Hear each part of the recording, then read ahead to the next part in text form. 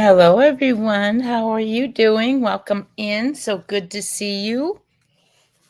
Hello, my mods. Thank you so much for being here. Everyone who's here, it is great to see you. Hey, Beth, Deanna, Robin, Bobby, Cece, Janet, me and you, Joanne Marie. Hi, Minnie. Sorry, lost my place. Hello.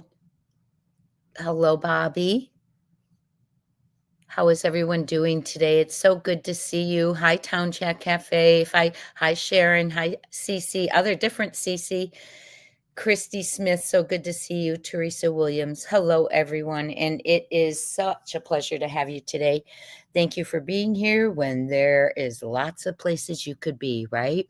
But today you have chosen to be here and talk about Sebastian Rogers, Sumner County kids, and Grant Solomon.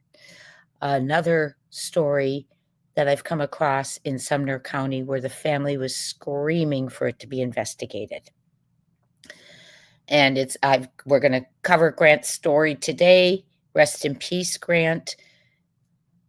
An investigation did not happen, and sadly, the situation escalated even further after Grant's death. So buckle up. We're going to get to it. I also have this evening some things just Googling that I found on Sumner County as far as corruption or lack of investigation, things like that. And it is a common theme. So buckle up. I appreciate you being here so very much. We are going to jump right into it today. On our Mini Panthers, thank you so much for gifting a Crime Time Buzz membership. Welcome to the family. If you receive it, please thank Minnie and welcome in. We meet Saturdays at 1 p.m. Eastern Time. Trying to get that right. I always stumble over that one. Thank you all for being here. This is Grant Solomon. Grant Solomon was a baseball star in Sumner County. And I would like to share his story with you. Grant had a tragedy occur. There was one person with him, his father. His sister, his mother, begged for an investigation based on everything I say, by the way, is for entertainment purposes only. My opinion, alleged, what's out there in the public. We are discussing, forming opinions and speculations. Okay. They begged for an investigation. Dad was the only one who saw it based on some abuse allegations and other situations regarding Grant's relationship with the dad, the daughter, the Grant's sister's relationship with the dad in general, but it was not investigated and it did escalate. And I know many of you have said what's going to happen in Sebastian's case is Sumner County Sheriff's Office waiting for someone else to get hurt. I certainly hope not. I truly hope not. I don't think their intention is for someone else to get hurt. I think they're just not being, in my opinion, vigilant so it doesn't happen. Okay. I will be sharing with you several things today that we found, but I would like to begin with Grant Solomon's story. Now, the escalation that just recently occurred, Grant passed away in 2020. The escalation that just recently occurred was in court recently. So it's been going on, and the family has begged for an investigation to no avail. Hey, Panda Bear's mom. Hey, Charlene. Thank you for coming in. Hi, Tracy. Hello to Rhode Island. Hi, Michelle. Yes. Hi, Bobby Brutzman. So it's very sad, and we are going to get started and talk about Grant. And it seems like there is an underlying, if you start Googling Sumner County, the history of, if you put in corruption or non-investigation and you start putting in words like that, you will start reading some articles about things like this occurring. There is a common theme, even if you Google, and that's what I want to show you real quick before we get to Grant. Let me show you something. Oh, sorry, guys. Didn't mean to do that.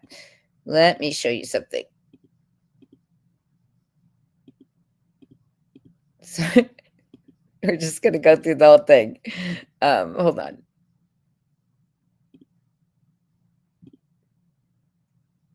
Oh, I hope this showed up. Okay.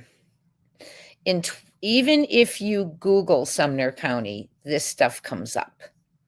In 20, let me see, a judge dismissed a civil rights lawsuit filed against Sumner County agencies and a Henderson police officer in September 2023. So there was a civil rights lawsuit filed against Sumner County agencies and a Hendersonville police officer in September 2023. So in 2023, Sumner County, Tennessee was involved in several civil rights lawsuits. Several civil rights lawsuits, including those related to police misconduct, school policies, and redistricting. One case involved a lawsuit against the city of Hendersonville, the Hendersonville Police Department, and an officer for alleged excessive force during an arrest, which was later, guess what? Dismissed. Hey, Lolly. Another lawsuit challenged the Sumner County School District's bathroom policy for a transgender student. Additionally, a lawsuit was filed against state officials concerning the state's congressional and state Senate maps, alleging racial gerrymandering. Point being, the first one we read, police misconduct. Okay, so there were several civil rights lawsuits in 2023 due to, or lawsuits in Sumner County due to civil rights against Sumner County agencies and Hendersonville police. Police misconduct, when you Google, even if you just Google and don't dig further than that, there you can read a lot. I don't know why this is happening today. Hold on, y'all. I don't know why I'm losing my, I hope it's not my internet, let me tell you, because my internet's been weird lately. Okay, I want to show you a couple of things. So hold on, I'll get it pulled up so we can, okay. For instance, here, it says a former lieutenant of the Sumner County Sheriff's Office, Paul Slivick, has claimed to have given federal officials proof of doctored accident reports before leaving the department in 2023, though News 12 has not been able to confirm if the FBI is investigating this. Reports indicate that families of inmates at the Sumner County Jail have been targeted in sophistication with bail scam, raising concerns about the potential access to information within their jail system. Then it says, thank you, Pamela, while the Sumner County Sheriff's Office states its commitment to accountability, and these are from Google AI, the documented instances of corruption and misconduct suggest ongoing challenges in maintaining integrity within the department. Boom. They have a reputation. They have a reputation. Please thank Pamela if you receive one of her memberships. That's very kind, Pamela. I gave out 5 earlier today. So this isn't new to Sumner County. It's almost historically recorded if you go through and you document. And it's sad in several instances, families screaming for assistance, it seems. And Grant Solomon's one of those, as is Sebastian Rogers, who was reported missing out of Sumner County, Hendersonville, February 26, 2024, at the age of 15 and is now 16. Grant Solomon, at the time of his death, Grant had been 18 for about 1 month. 1 month. Now, Grant, and I hope our slideshow goes well. For some reason, I'm having tech issues, but we will get through it. Hit that thumbs up on your way in, if you would. Thank you so much, Pamela. I appreciate that. Please thank Pamela for that wonderful, generous gift if you receive it. And our family reunions are Saturdays at 1 p.m. Eastern. This is Grant Solomon. Grant is a baseball player, was a baseball player, and suffered a terrible tragedy in the parking lot of a game. And we are going to go over. Now, the only person that was with Grant was his father. And oops, what happened? Hold on. like I said, we're going to have issues today. Hold on one second. Let me find the article. The only person who was with Grant when he passed was his father. Okay. So the rest of the family has begged for an investigation, which didn't occur. I started to wonder, well, why didn't they investigate when the family was asking? And when I looked, it doesn't take much. I kept reading. The father was a high profile news anchor in Nashville. So then I wondered, oh, is this a who you know situation? Then I thought, well, if we compare it to, if that's happening in this case, allegedly, could it be happening in Sebastian's? Who do you know? Possibly. I'm not accusing, I'm just correlating. Let's go ahead and read this article. What happened to Grant Solomon? Loved ones believe teen baseball star's tragic death may have been M. And I'm sorry if my dogs are loud right now. It's been so hot we can only get out late at night, so they're still waiting. So I apologize.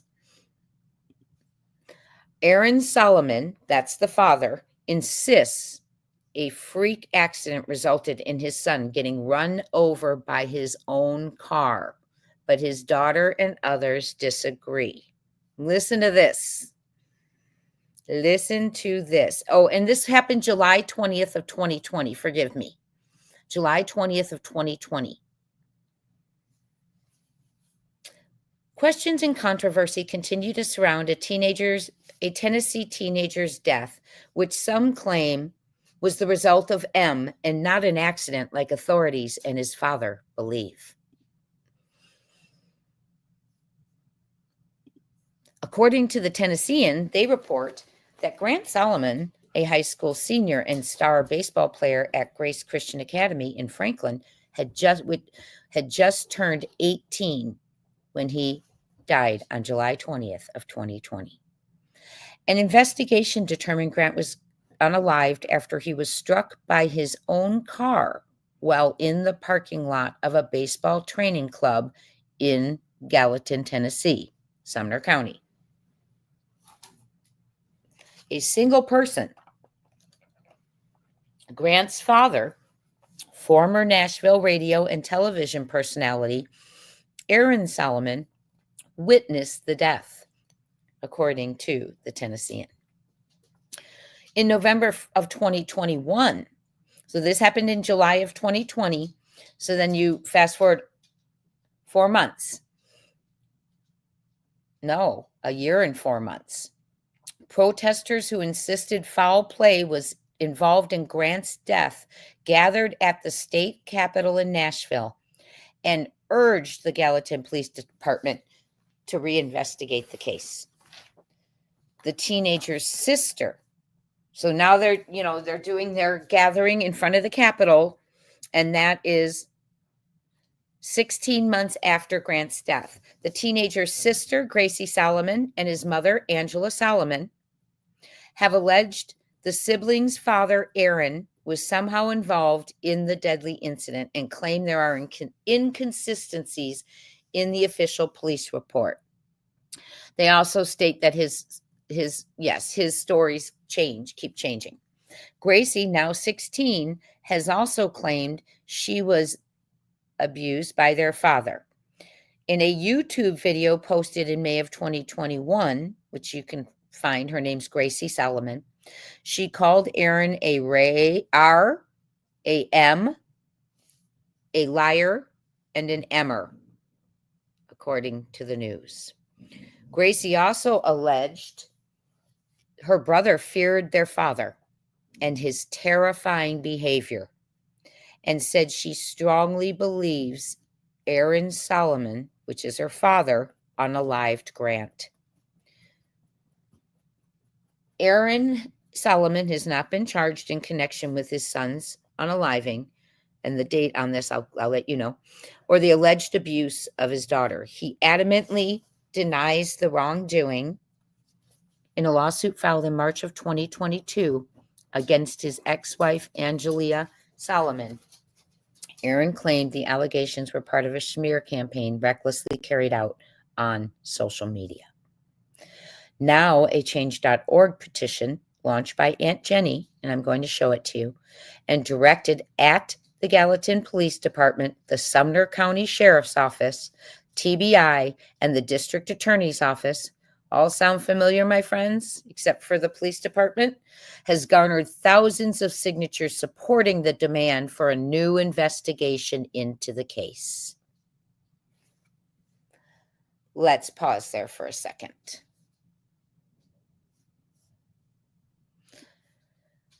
Hi, Show Poodles. Hi, Elizabeth. So, yes, please hit that thumbs up. Thank you, Lolly. Thank you, Jen.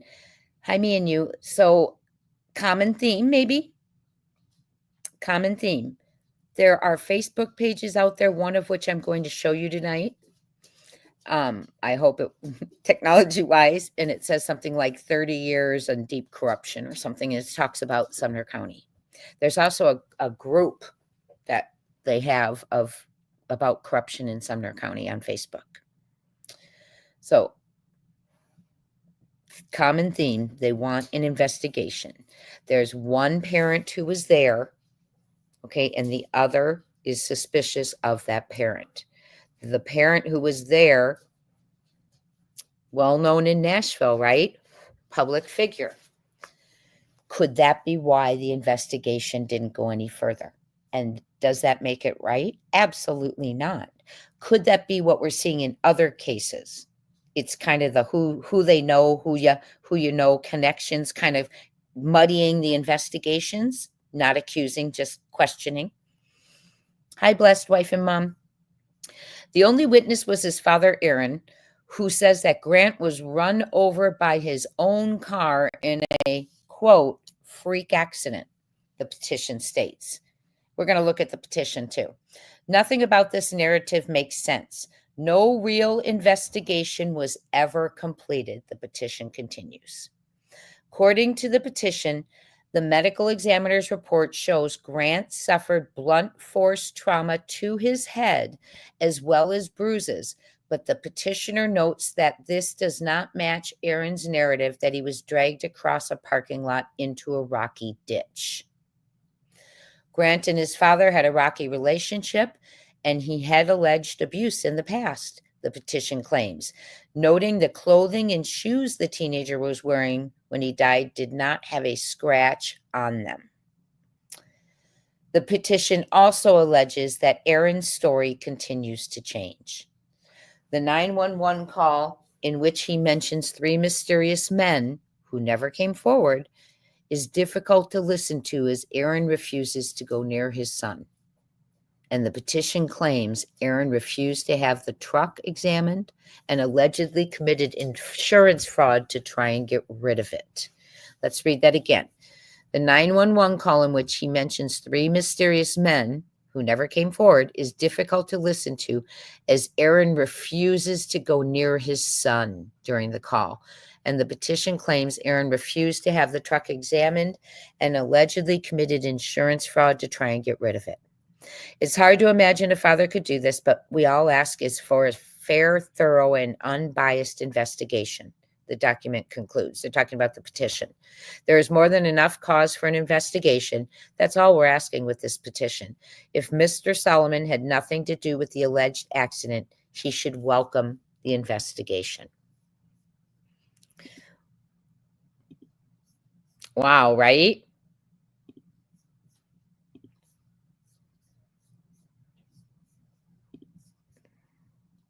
So they were asking for an investigation.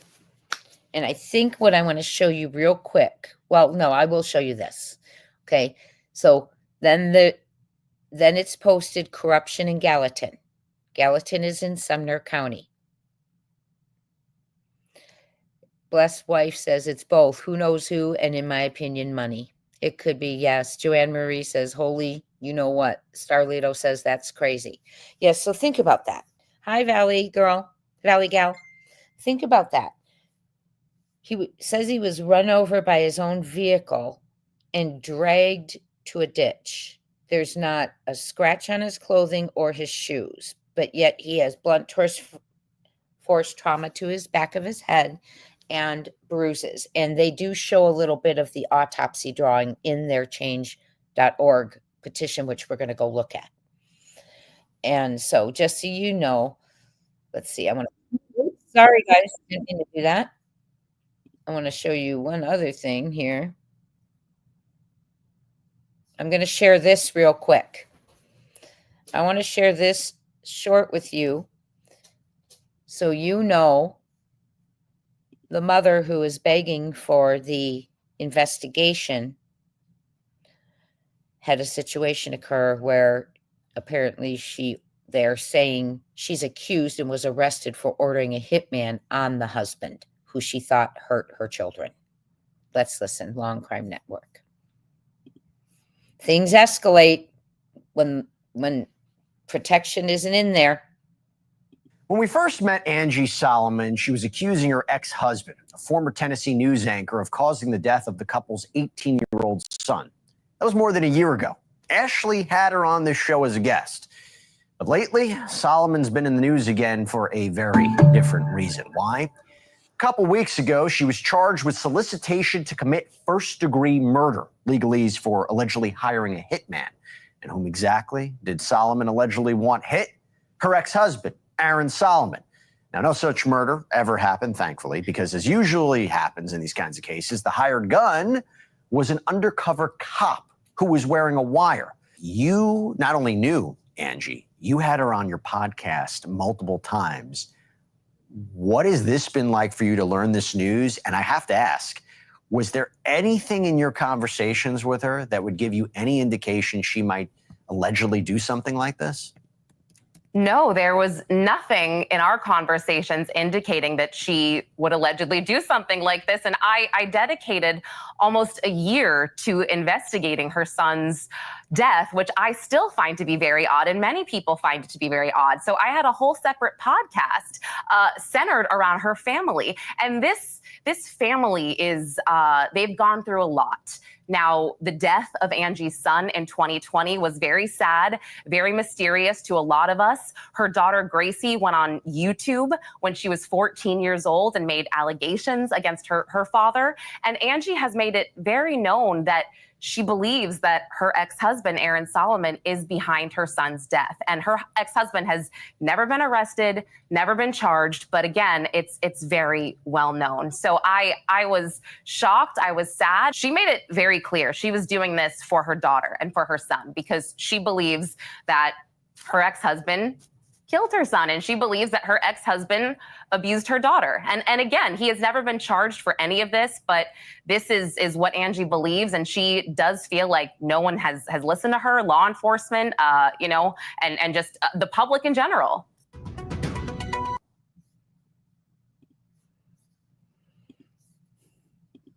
Right? So she was from begging for an investigation. And, when you have that silence, you worry, is someone else going to get hurt before they step up and say something or do something? And I know many of you have messaged me, I'm worried someone's going to get hurt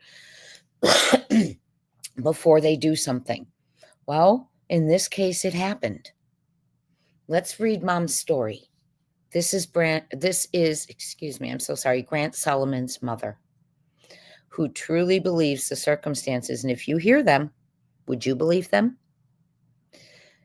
And we're going to go to change.org, and I want to show you the drawing of that autopsy. They share it. Okay, but he has blunt force, bruises, not a scratch on his clothing or shoes, his shoes still on his feet. But the father who was there said he was run over by his own truck and dragged across the pavement into a ditch.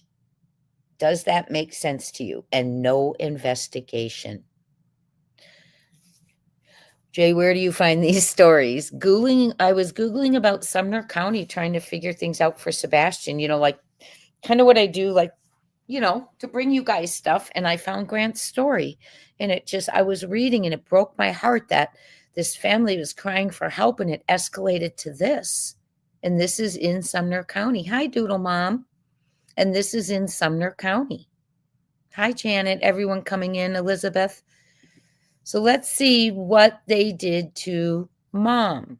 By the way, this is in May of 2025. This is just a few months ago.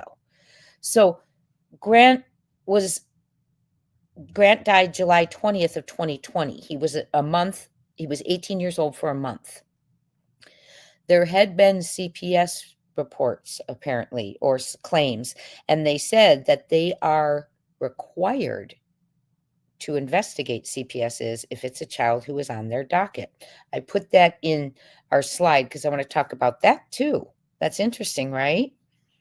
So it's something that was in an article. Let's read about mom, and then we're just gonna work our way through Grant's story, tie it to Sebastian's, and then look at a lot of the things that are being said about Sumner County, including in a Facebook group that they have on titled 30 Years of Corruption. So, okay, this is credit to Law and Ethics, May 16th, 2025. It says house arrest. I'm glad she's not in jail, honestly, for woman accused of murder for hire against M for hire plot against former anchor husband. Do you think he got special treatment because who he is? Angelia Solomon will get out on bond, but will wear an ankle monitor and be under house arrest until she goes to trial. Solomon was arrested in April for the alleged plot to unalive her ex-husband, Aaron, a former anchor at Nashville, Tennessee, NBC affiliate WSMV. Her case is going to grand jury. Of course it is. An arrest affidavit gives new details into the alleged plot. The report states that she met with an undercover law enforcement officer acting as a hitman on the afternoon of April 11th. The two met in the parking lot of Cool Springs Mall, the arrest report states. Solomon said she wanted to hire the man for the purpose of unaliving her ex-husband. By the way, he did not get unalived. She promised future payment and gave her vehicle registration as a form of initial collateral, the arrest affidavit states. Solomon stated that her ex-husband's death would provide her daughter access to a trust fund. She provided the undercover officer with information on how he could locate Aaron Solomon, which included the places he may work and the area where he lives. She was arrested shortly after the meeting. The Franklin Police Department said the investigation into Angelia Solomon began after a concerned citizen came forward and said they believe she may be attempting to hire someone to unalive her ex-husband. Wow, right? Okay, we're going to go to this one. Crazy, right? So she was begging for them to do something. And instead, what happened was it escalated to becoming almost a very, very, very dangerous situation. Okay. Very dangerous situation. Let's keep reading. This is titled Corruption in Gallatin. April 3rd, 2024. This is about Grant Solomon's case. Gallatin Police Department lies with claims it investigated the death of Grant Solomon. And this is being reported by Anglican Watch on April 3rd, 2024. Again, Gallatin Police Department lies with claims it investigated the death of Grant Solomon. Do you feel a theme? Right? Do you feel a theme?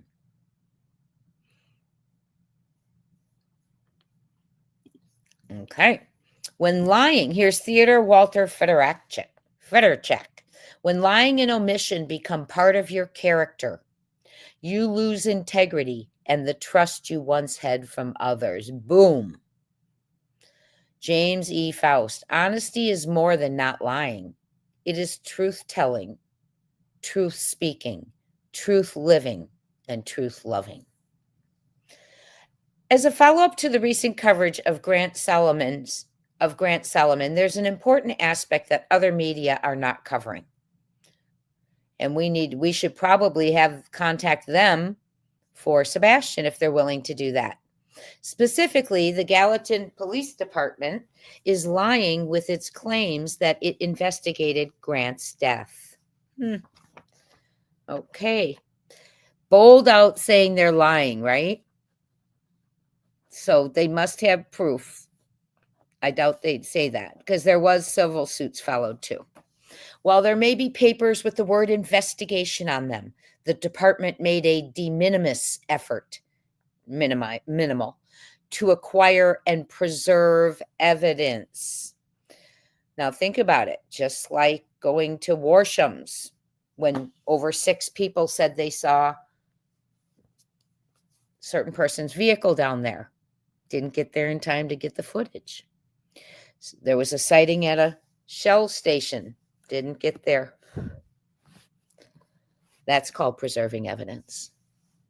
All the evidence that's been turned in the Sebastian Rogers case, preserving the evidence. Sorry, I slipped over to Sebastian for a minute. So you're supposed to preserve evidence. And without evidence, the department could not perform a meaningful investigation. So what they're claiming is they did a minimal effort. Sound familiar? To acquire and preserve evidence, and without that evidence, you can't perform a meaningful investigation. This is the real issue in Grant Solomon's death. Why did Gallatin not make any effort to obtain and preserve evidence about the circumstances of Grant's death? And why does it pretend voters are stupid with its claims that the matter has been investigated when the city doesn't have the evidence needed to conduct an investigation? Red herring alert. Janet says this is getting really scary. Yeah. In other words, Gallatin PD did not even take the steps needed to conduct an investigation, let alone actually have an investigation. Even worse, department officials think they can brush us off with these lies. We need to get a hold of these people to cover Sebastian's story. Not gonna happen. Failing to acquire and preserve evidence is a violation of Grant's rights to the equal protection of the laws and an egregious breach of the department's duty to protect the public. Boom! What have we been saying? Yes. Same thing in Sebastian's case. As such, we hope Grant's mother and sister sue in federal court for the violation of Grant's civil rights. Yes. Even worse, the Gallatin Police Department. Now, this is all going on in Sumner County, by the way, because they named Sumner County Sheriff's Office as well for not investigating. Even worse, and TBI, the Gallatin Police Department compounds the situation by refusing to take responsibility for its inaction. That is what is happening right now in Sebastian's case, too. During all the ransoms, all the we will unalive your sons, everything. Inaction and not even discussing it, but going and asking for that raise in a special called meeting. This is not uncommon in Sumner County. By refusing to take responsibility for its inaction, making it even worse.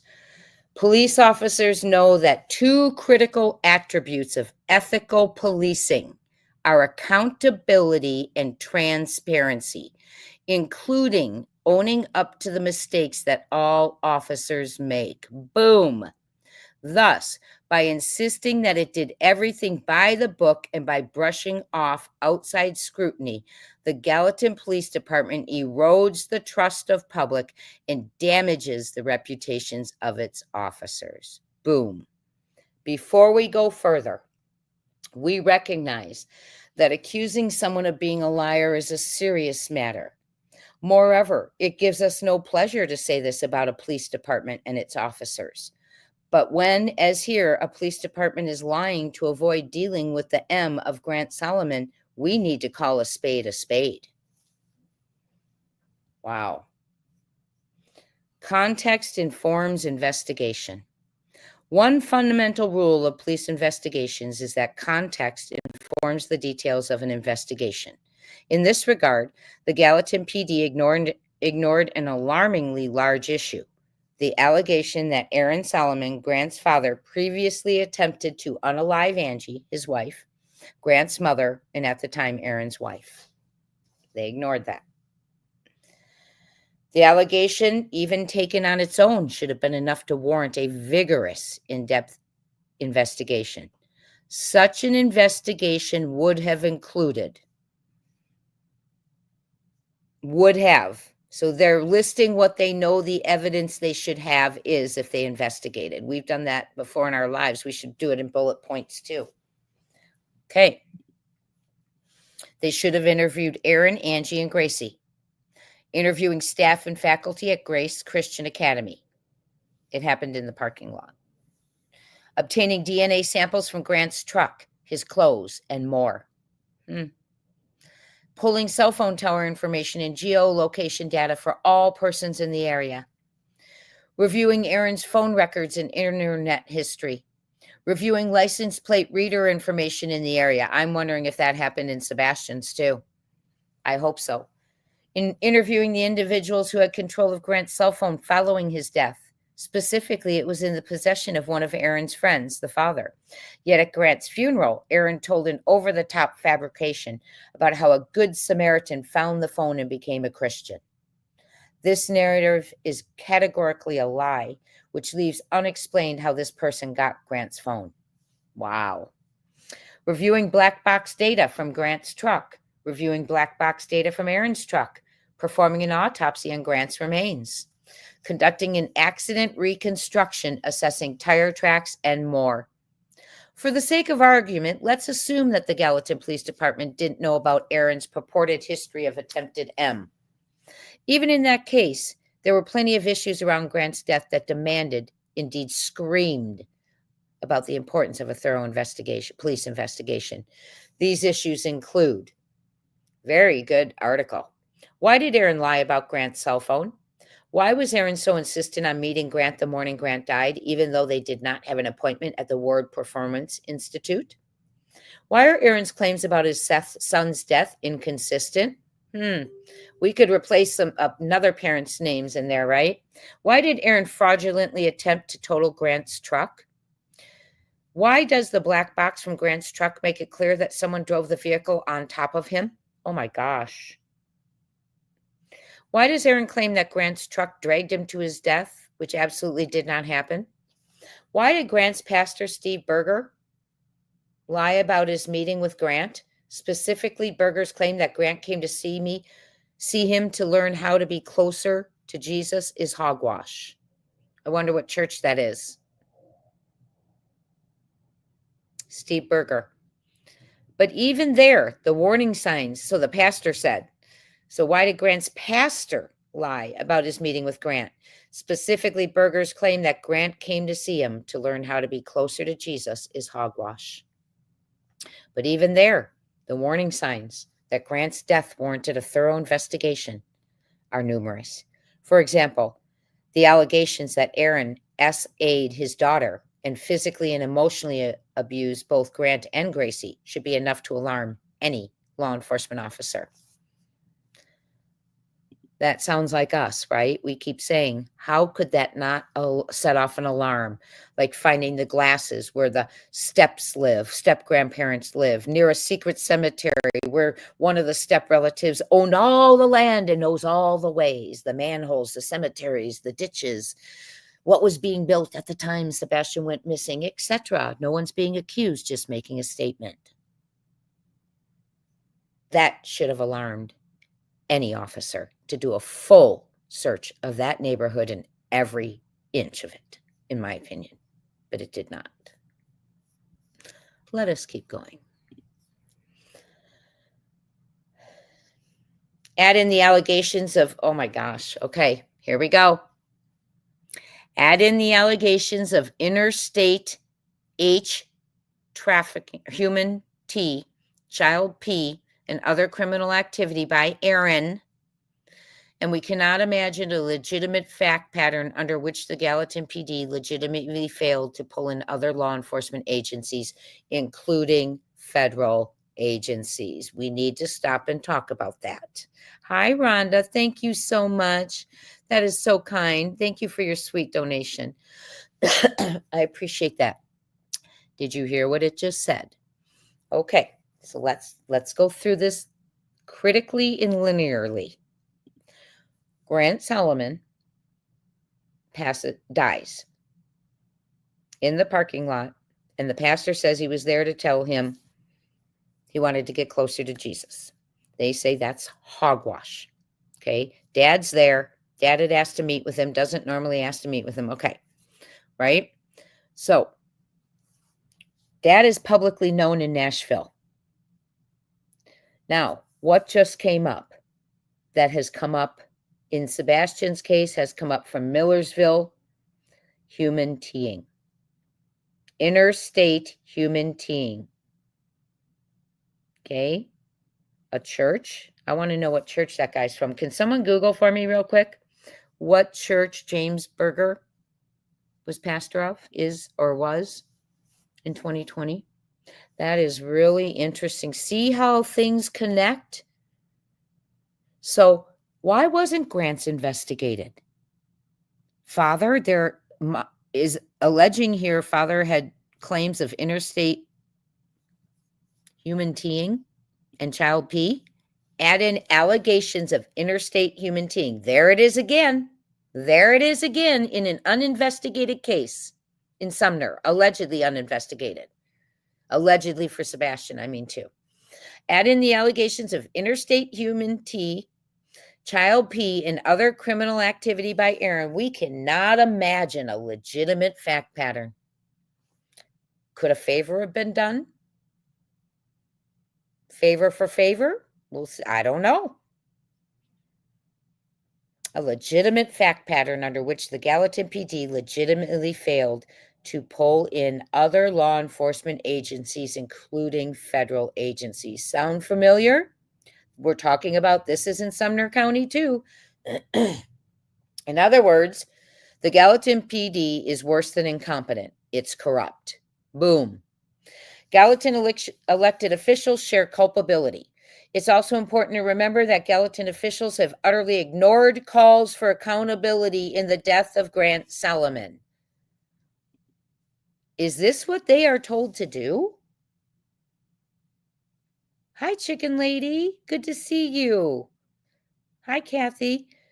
They have repeatedly ignored calls for accountability. That's happening in Sebastian's case. Indeed, so far, Mayor Paige Brown, local chief of police Don Bandy, and others have refused even to answer our pleas for help. Oh my goodness, it's happening in Sebastian's case too. Look at this. This is how they run. It's a pattern.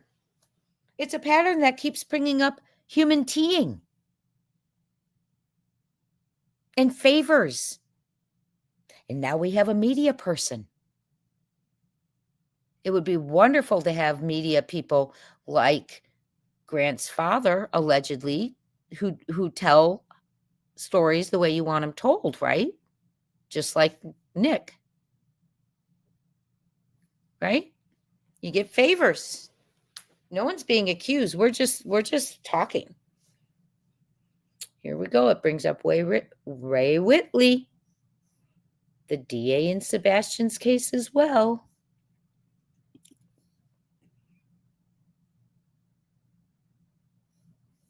So they won't call in any federal agencies. They won't investigate. They won't answer calls. They won't discuss it and discuss the accountability. They refuse the mayor, just like we're going through now, not returning calls, none of the above. That is unconscionable and not the way civilian oversight of law enforcement should operate. Absolutely.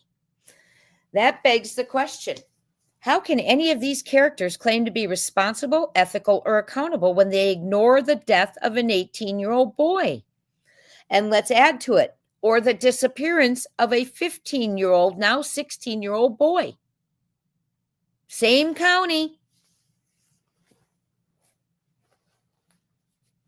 As the local prosecutor Ray Whitley's claim that he prosecutes all prosecutable cases, that begs the question, why is it not prosecutable? With the police department's refusal to acquire evidence, of course it's not prosecutable.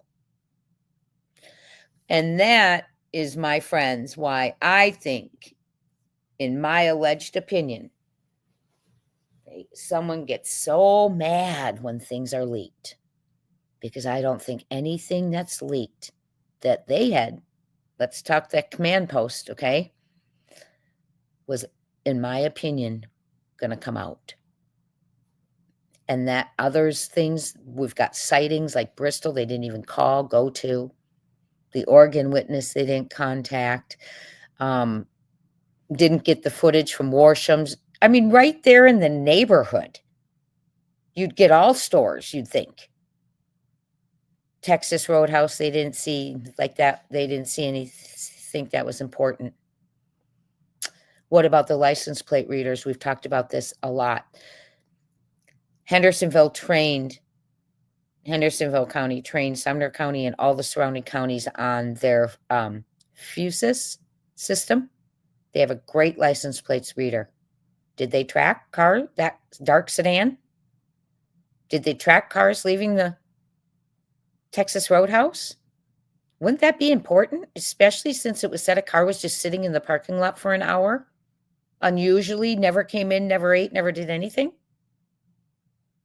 Wouldn't you follow that up? One would hope. Are you confident they did? I'm not. But that's my opinion. But remember, I went through that ransom thing without any, thinking, envisioning, which might still be going on, we don't know, envisioning what they were saying was happening to Sebastian while Sumner County refused to address it.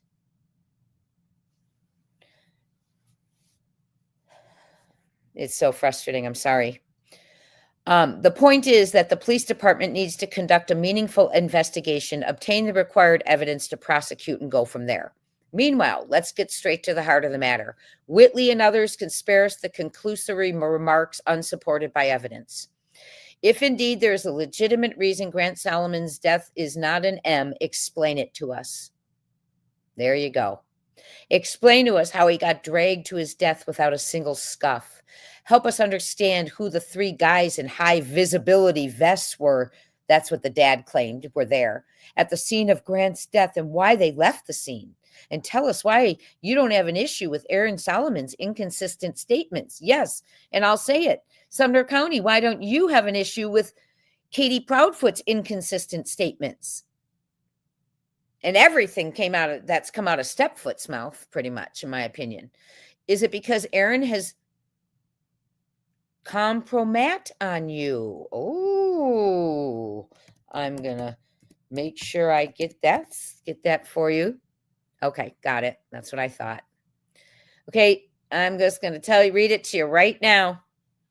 He's saying, do they have compromising information on you? Does Aaron have compromising information on you used to discredit or blackmail a public figure?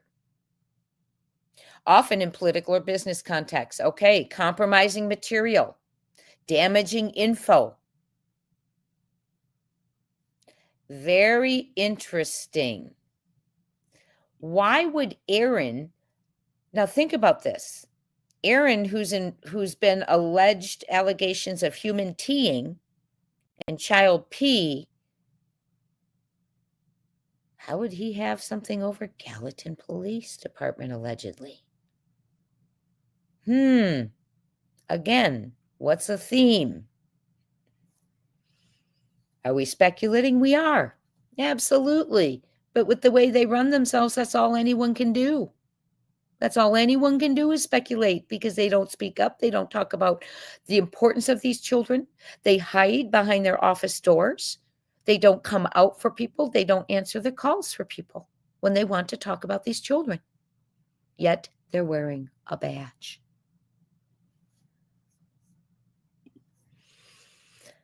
Okay, is it because Aaron has something on you? Compromat, meaning what does he have on you? What evidence? What can he blackmail you with? Could it be, here we go, could it be the allegations of human teeing, which Aaron himself raised in legal pleadings, are true?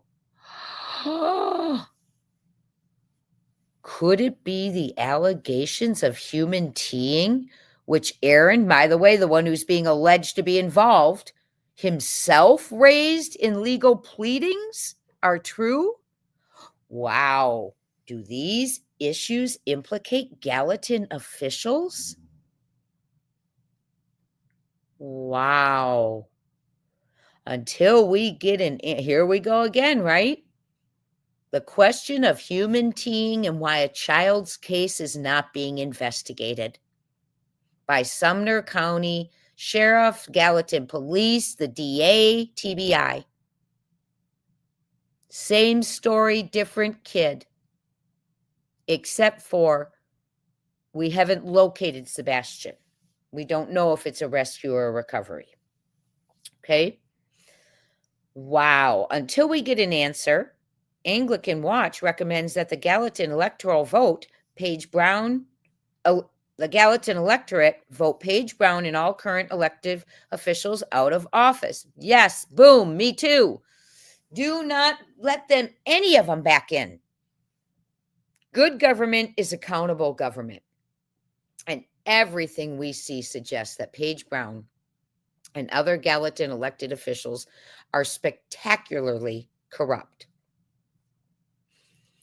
Indeed, how can Brown be a parent and not be concerned about the death of Grant Solomon, another mother's son? And I'm going to put that in a different phrase, and we talked about this the other day. How can Eric Craddock be a parent and not be concerned about the disappearance of Sebastian Rogers, another father's son?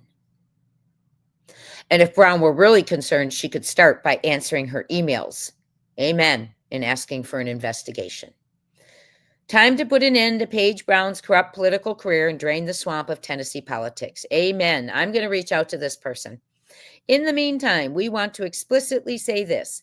The Gallatin Police Department is lying when it says the death of Grant Solomon has been investigated, claiming that filling out a traffic accident report and interviewing Aaron Solomon rises to the level of an investigation, when even basics like toxicology or an autopsy have been omitted. Oh, so I just have the medical examiner report, not the autopsy report, excuse me. Is deceitful and disingenuous. Yes, and no integrity. I added that. And we utterly reject the lies of Chief of Police Don Bandy and others involved in this sordid cover-up. Now, you may have heard Don Bandy's name come out in the corruption video I showed you the other day. It was from Millersville Police Department, this individual. Okay, we'll listen to it in a sec. I'm going to share this with you. This individual, Sean Taylor. Sean Taylor has been trying to gather files and information. It's shocking, Chrissy. It's shocking.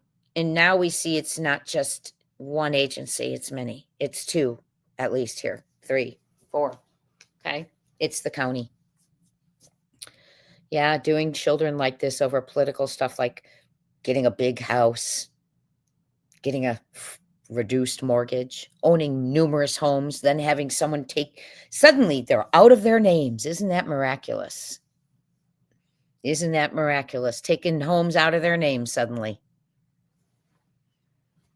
The person who runs that page is doing it for him. It's horrid. But you know what? Even more horrid is that everyone is talking about Sumner County and that it needs to go out of Sumner County up to federal level, just like these people for Grant were saying. So what does that say? What does that say? They cannot and do not know how to protect and serve. They're serving themselves, in my opinion. Yep. Big human teeing going on. It's a big business. $250,000 a pop. a kid. And the younger they are, the more price they bring. It's awful. And I worry about every single one of those children that are in there because you don't know. Age doesn't matter to a tier. He doesn't care if they're a senior. He doesn't care if they're graduated. They just grab them. In our next live, we're going to look at all the kids missing in Sumner County in the area. We're going to look at them. Yeah, it's a little too scary. Okay, so this is Sean Taylor. I know we've watched it a few times now. This is just a little clip of it. I want you to hear what he's saying. He started gathering files on the corruption of Sumner County. He did post this. Let me show it to you real quick. Let me go back in there. To his videos, he said, and he's talking about corruption. He's talking about human teeing. He's talking about the mortgage industry, fraudulent mortgages, money coming from out of the country, and cases not being escalated to FBI for foul play. So what he says is, he's talking about all of that. Oh, also rug trafficking. So that's what this video is about. So he's trying to find out, he says that, Sumner County, TBI, they're corrupt. And what he's trying to prove is that. So what happened? A favor was called in, he says, and their offices at Millersville Police were raided, and all the files on corruption were taken. Now, if that ain't corrupt, right? They were all taken. And he says, this is a video about corruption in Tennessee at a local level. If you follow the Sebastian Wayne Drake Rogers case, a missing autistic teen out of Sumner County, and a possible sighting in Millersville, this ties into this. So the corruption, the human teeing, all of that, he's saying ties into drug teeing, whatever part of it. He's saying this ties into Sebastian. And what he does say is that there is a transnational, the meaning of transnational is going beyond national boundaries, transnational human child trafficking going on in Sumner County.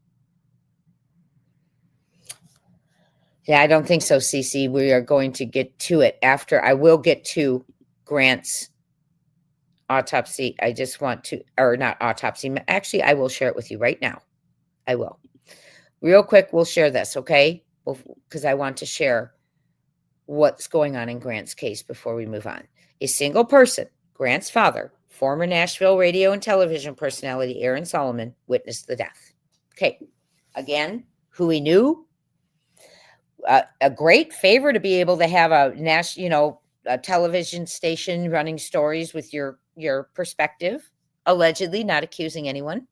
Aaron Solomon was a former sports and morning news anchor at WSMV in Nashville before he left in 2011. In 2005, Aaron Solomon finished as a runner-up for a job with ESPN News, according to a Tennessean story at the time. He now works as a financial planner in the money. What else brings in that money those financial planners work with, allegedly? Think about it. Wow.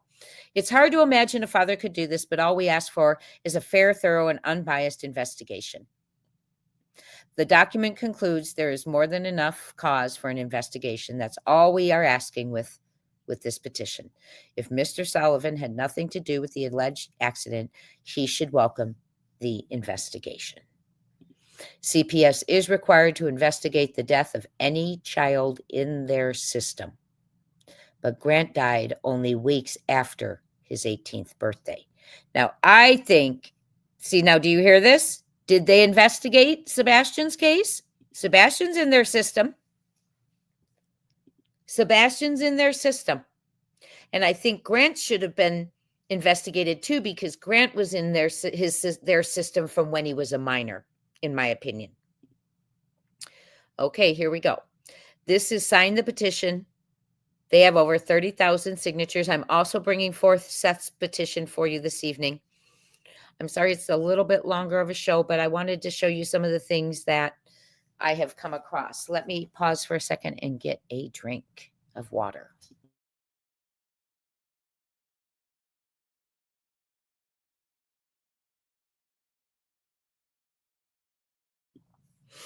Okay.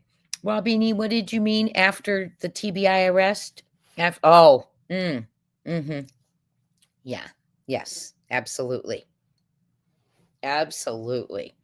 And you know what, Robini, I have a question for you. If any of those chemicals were still around, would those assist in decomposition?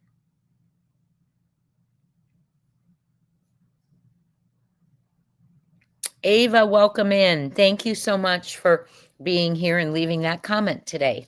You've signed both Grant's and Seth's. Thank you. Yes, everyone, we're going to Grant's petition right now. I want to see if it's still open too. I believe it is, but let me check.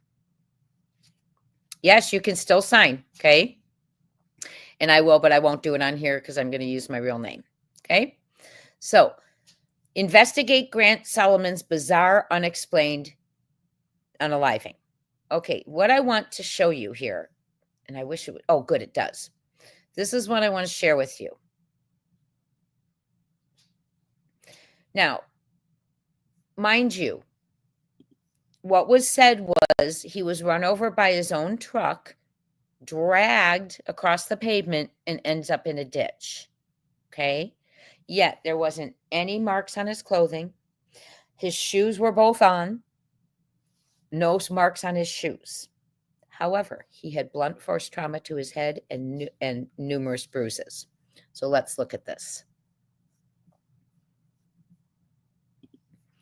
It says here number 18 was right here, and 18 was ETT. I don't know what that stands for. ETT. Extracted tooth? Extracted top tooth, I bet. If I have any nurses in here, you can help us. Then on the left side, number 6, he has a bruise on his face. Number 10, a C collar.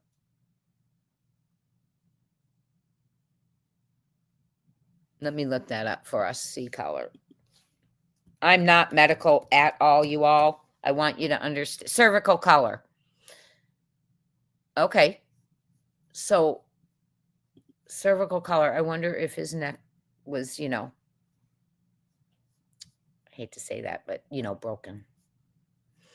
Some of the things we have to say are horrible, and I apologize if Ava, are you family? I'm so sorry if I just said that out loud. It always so difficult when family's in here. I love having you, but I always want to watch how I say things in the most tasteful way I can.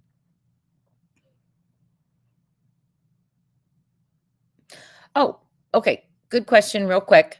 Teach 2 questions. 1, what was Sonny's role during Grant's case? 2020, he would have been sheriff. So they said Sumner County Sheriff's Office, but that's a great question. So I will find out what Sumner County's role was in Grant's death and investigation. Excellent. And second question was, when do we find out about EC and his raise or no raise? They vote on it July 28th, which is Monday. If you are a local, love to see flyers of Sebastian, t-shirts of Sebastian, anything you could in a very peaceful, pleasant way. I think if locals, if you could be at as many things as you could with Sebastian's shirts on, and they'll know it's not going to go away. I think they know that already, though, but it's not going away. So July 28th is the vote by the Budget Committee at 6:30 p.m. Tennessee time. You're not related, but you have so much compassion for Grant's mother and sister. Me too. It's just escalated into another tragedy, right? Just escalated into another tragedy. And I will look about her court stuff too. I want to see when she goes in all her court information. It's very sad. Let's keep going. Yes, that's what I thought. Sonny was sheriff in 2020. Thank you. Thank you, blessed wife and mom. We're going to look and see what their role was in Grant's investigation, because they are mentioned. So let's keep going here. Extracted top tooth, his neck, his collar cervical could have been broken. Needle decompression. So they put a needle in there. And here, 28 is PIV. My goodness, pelvic.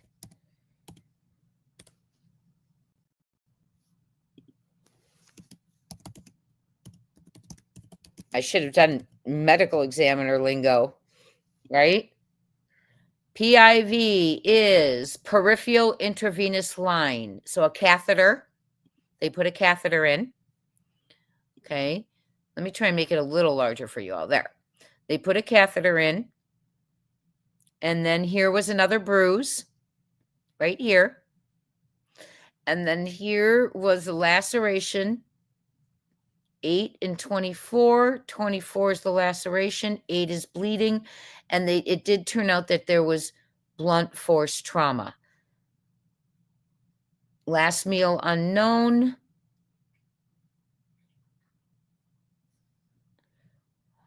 How terrible.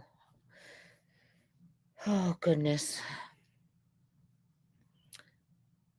Sumner County.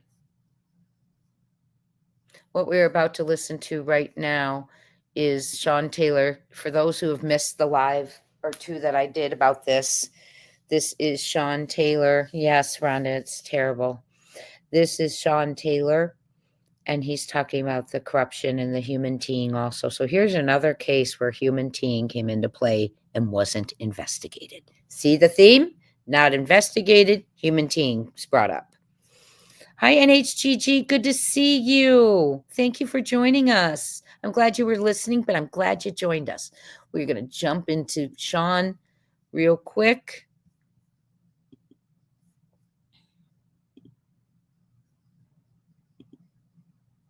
Assistant Chief Sean Taylor with the Millersville Police Department in Middle Tennessee. Many of you may have seen my video last week regarding the Tennessee Bureau of Investigation raiding our police department and my personal residence. They came and they seized evidence regarding corruption that we had locally that tied into corruption nationally, and they took all of our files so that we are unable to complete these cases. The cases that we've been working on affect every American. They affect us in the mortgages, fraudulent mortgages, human trafficking, narcotics trafficking, and many other crimes. We have crisscrossed the United States talking to state attorney generals, senators, congresspeople, and numerous law enforcement officials throughout the United States. We've identified a major corruption that's transnational. It involves the BRICS nations and China and investment companies and fraudulent mortgages on homes here in the United States in very key counties and key states. It goes into the election integrity and fraud, and it's creating a geopolitical shift within our political system. This is a multifaceted attack from a foreign adversary who is paying off our local municipal, county, state, and federal politicians to keep from coming to light. We are moving forward with this case in other states and other arenas, even though they have taken our files and our information. This is very important to us. When I say us, I mean we the people.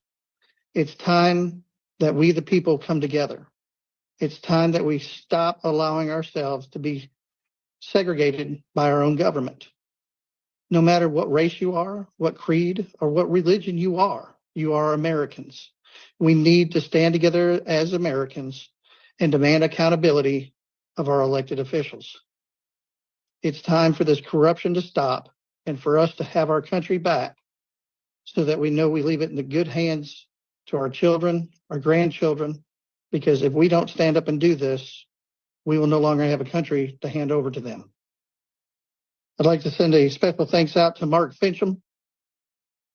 He wrote a very good article that all of you can go and read at yournews.com regarding the information that I'm talking about tonight.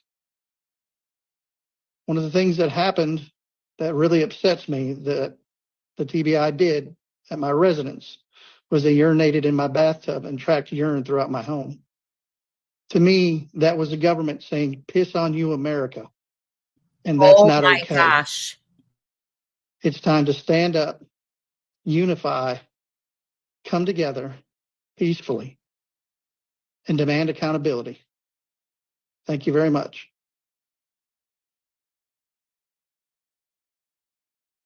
And that is who represents all over Sumner County, someone who would urinate in someone's bathtub and drag it through the home. Horrible. Wow.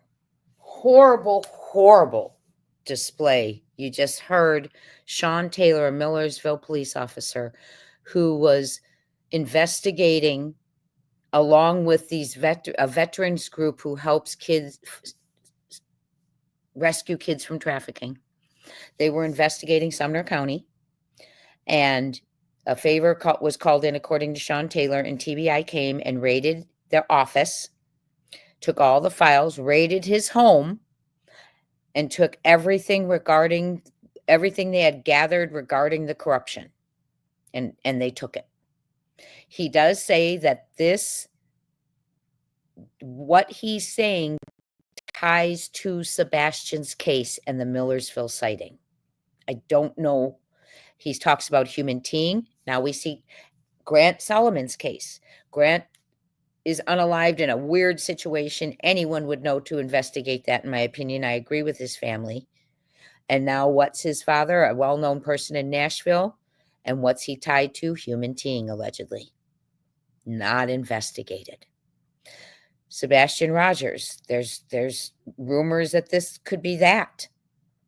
And then we hear Sean Taylor saying this ties to Sebastian's case, and another case being what, in our opinion? Uninvestigated.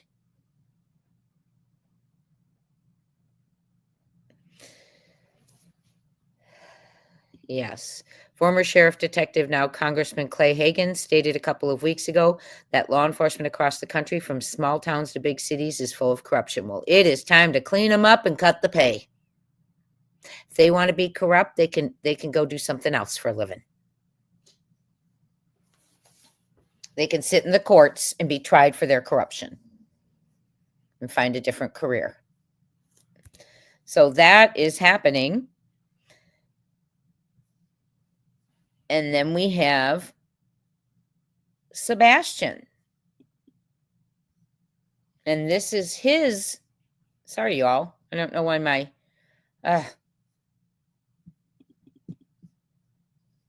take us there. Okay, good. Share this instead. Okay, this is Seth's request to take Sebastian's case also up to federal entities. See how people have to do petitions in Sumner County? They are not being heard when their children are unalived or missing. They just want, and by the way, Grant's family was suing federally, a civil suit federally for the lack of investigation. Myself and other locals have reached out to our commissioners. It's bad. We're trying to get traction, but with all the corruption, local investigation won't happen. I'm glad you said that, because one thing you all could do is, if you did a recall petition, you only need 15% of your residents to sign that. But if your commissioners are on board now and telling you all they're on board, they'll show you that with their 2/3 vote to unseat him. Because once you guys get a 15% of your voters into that recall position, it goes to the commissioners. And if they're truly wanting what's right for Sebastian, they'll vote to unseat him. You only need 2/3. So that's one way you could all do that, blessed wife and mom. I know, Bobby. Imagine how Seth feels. Raymond is working a lot of hours. He left a comment today. Mark was with us earlier for the Kohlberger, and no, I haven't seen Frank in a little bit. Okay, let's go to, I wanted to go to, darn it. I'm going to go back to his.org. I want to show you something sorry, you all, in grants.org. I do want to show it to you real quick. Okay. If you go to decision makers. Gallatin Police Department, no response yet. Okay. Sumner County Sheriff's Office, see, it was Sunny Weatherford for Grant's case, no response. Tennessee Bureau of Investigation, Assistant Director Josh Melton, we heard him talk last year at Summers, not last year, the year before, 2024, for Summer Wells case. Now, if you go here, it says Grant Solomon died early on the morning of July 20th, 2020. The only witness was his father, Aaron, who says that Grant was run over by his own car in a freak accident. Nothing about this narrative makes sense. No real investigation was ever completed. And again, allegations of human teeing with the father. So is that a pattern here? Human teeing involves certain individuals and then things don't get investigated? Here's two cases possibly that people are saying could be connected to human teeing. Sean Taylor saying Sebastian's case ties to it. Wow. The only witness was Father Aaron, who says that Grant was run over by his own car in a freak accident. Nothing about this narrative makes sense. No real investigation was ever completed. The medical examiner's report shows blunt force trauma to the head and bruises, which does not match Aaron's narrative that he was dragged across a parking lot into a rocky ditch. Grant and his father had a rocky relationship, and had alleged abuse in the past. CPS is required to investigate the death of any child in their system. But Grant died only weeks after his 18th birthday. But I still think that they should investigate because he was in their system as a minor. His clothing and shoes did not have a scratch on them. Let me say that again. I'm sorry. His clothing and shoes did not have a scratch on them. Aaron's story continues to change. The 911 call in which the father mentions 3 mysterious men who never came forward. Apparently they were wearing some kind of vests or something. It's difficult to listen to as Aaron refuses to go near his son. I'll look it up and see if that's been released real quick. He refused to have the truck examined and allegedly committed insurance fraud to try and get rid of it. It's hard to imagine a father could do this, but all we ask for is a fair, thorough, and unbiased investigation. There is more than enough cause for an investigation. That's all we are asking for with this petition. If Mr. Solomon had nothing to do with the alleged accident, he should welcome the investigation. Our goal is to raise 10,000 signatures to share with state, federal, and local authorities. Thank you for sharing. And they have raised 30 some. Now, one other thing I want to tell you is someone said 3 months ago, an unbiased investigation is required here. A young boy lost his life under suspicious circumstances. Justice for Grant. The truth, please. A young man has lost his life here. If his father did this, he needs to be held accountable, no matter who he is. With the egregious failures and cover-up attempts by local and state police, the TNDCS, etc., this case has got to be taken on by the FBI if we are ever going to get the truth, it seems. Praying that happens. Just think, that could be said about Grant and Sebastian's case. Both cases where indeed, we are hearing, and it may not be the case, but are they not investigating cases that have to do with human teeing? As Sean Taylor says, they're corrupt. People are corrupt. People are feeding into it. Money's being laundered. People are looking the other way. And there's a child teeing problem in Sumner. Was possibly, we know Grant was unalived, but was possibly the fact that there was no investigation because of the father's allegations and possible connections to it, HTing. Families begging to have it taken out of the locals' hands into federal level. I wish the president would address this. I really do. This is a disgrace.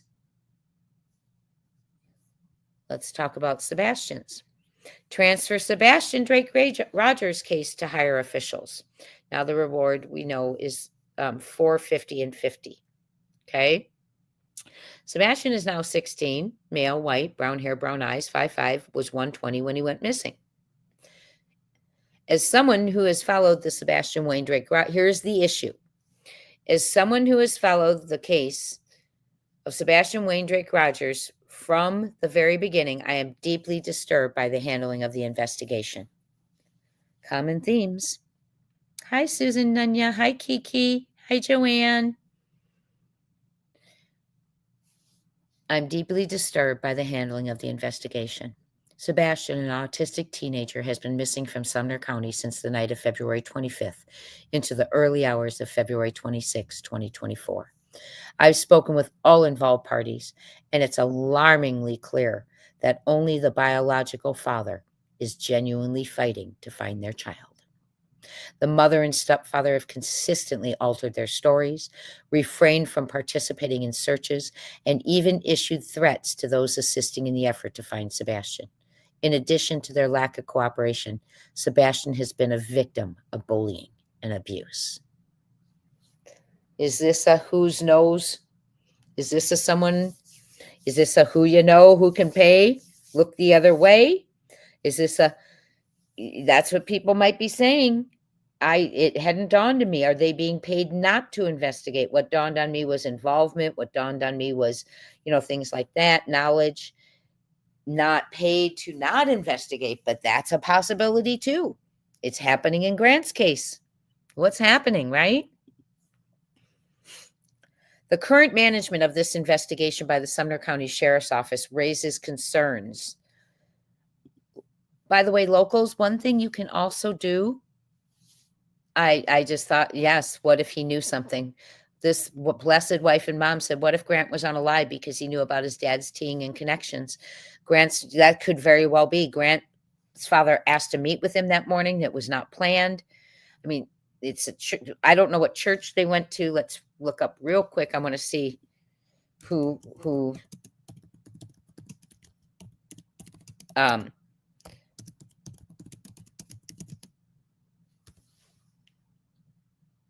Unite. Apparently was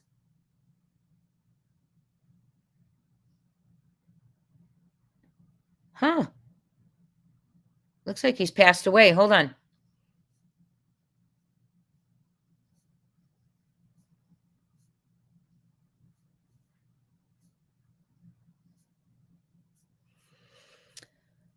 I'll have to look into that further. It takes me to the funeral home, so I'll have to see if he's passed away. It could be blessed wife and mom. It sounds like that's a theme. There's Frank, you guys. The ladies were asking Frank.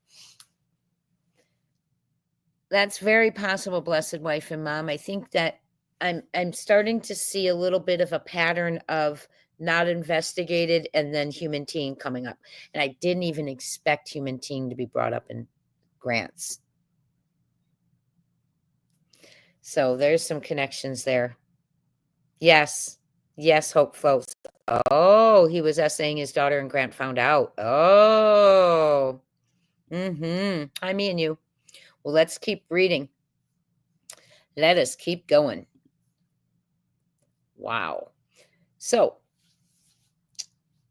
the current management of this investigation by the Sumner County Sheriff's Office raises concerns about a potential bias or unwillingness to take necessary actions against the family members who appear complicit in his disappearance. We ask that proper search warrants are obtained to search all properties that are in relation to the stepfather and biological mom. We feel that the property in which Sebastian went missing from has been contaminated and should have had forensics done inside the home, automobiles, and the fifth wheel. Oh my gosh, that wasn't done. Oh my gosh. We also believe that the CPS cases are properly checked into and are more questioning of the parents being done. We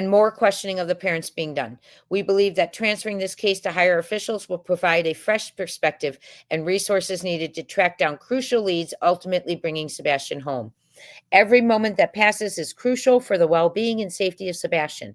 It's imperative that this case reaches the attention and diligence it deserves. Yes. By escalating the investigation to higher authorities, we have a greater chance of uncovering the truth and ensuring justice is served. I urge the Sumner County Sheriff's Office to relinquish control of the investigation and hand it over to a higher, more equipped authority. Join us in demanding justice and a comprehensive search for Sebastian. Please sign this petition to elevate the investigation and bring Sebastian home safely. This petition made change with 1,004 supporters. They have their victory. Okay, so they had what they needed there. And I do want you to see here, decision makers, you have FBI has not responded. TBI has not responded. You have, I have lost trust. Here's supporter voices. I have lost trust in Sumner County Sheriff's Office due to lack of communication with the public. It has been over a year since a press conference. It's time to bring Sebastian home and charge those responsible. So if Sumner County can't do that, it's time to pass it off to someone that can make it happen. Please help Sebastian Rogers find his son, Sebastian Wayne Drake Rogers. It's been way too long for this young man, 15 years old when he went missing to now. Sebastian, who has turned 16 years old, to be missing and nothing has been updated about any activity, about any work that's been done to help find him. It's way past time that someone needs to be called. My 9-year-old brother-in-law was emmed in 1979. We waited 2 weeks trying to find him. The end result was terrible, but not knowing would have left the family without closure. Every parent looking for their missing child deserves to have all government services available to help find their child. God keep our children safe. This matters to me because all children matter. And Sebastian matters. Bring Sebastian home. Transfer this over to somebody with fresh eyes. And that's someone leaving a voice note.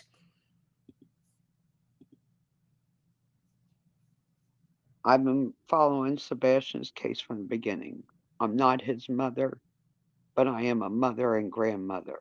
And the way the mother is acting is not what a mother of a missing child is doing. Sumner County has had 15 months, and if they don't see something wrong here, pass it on to somebody else.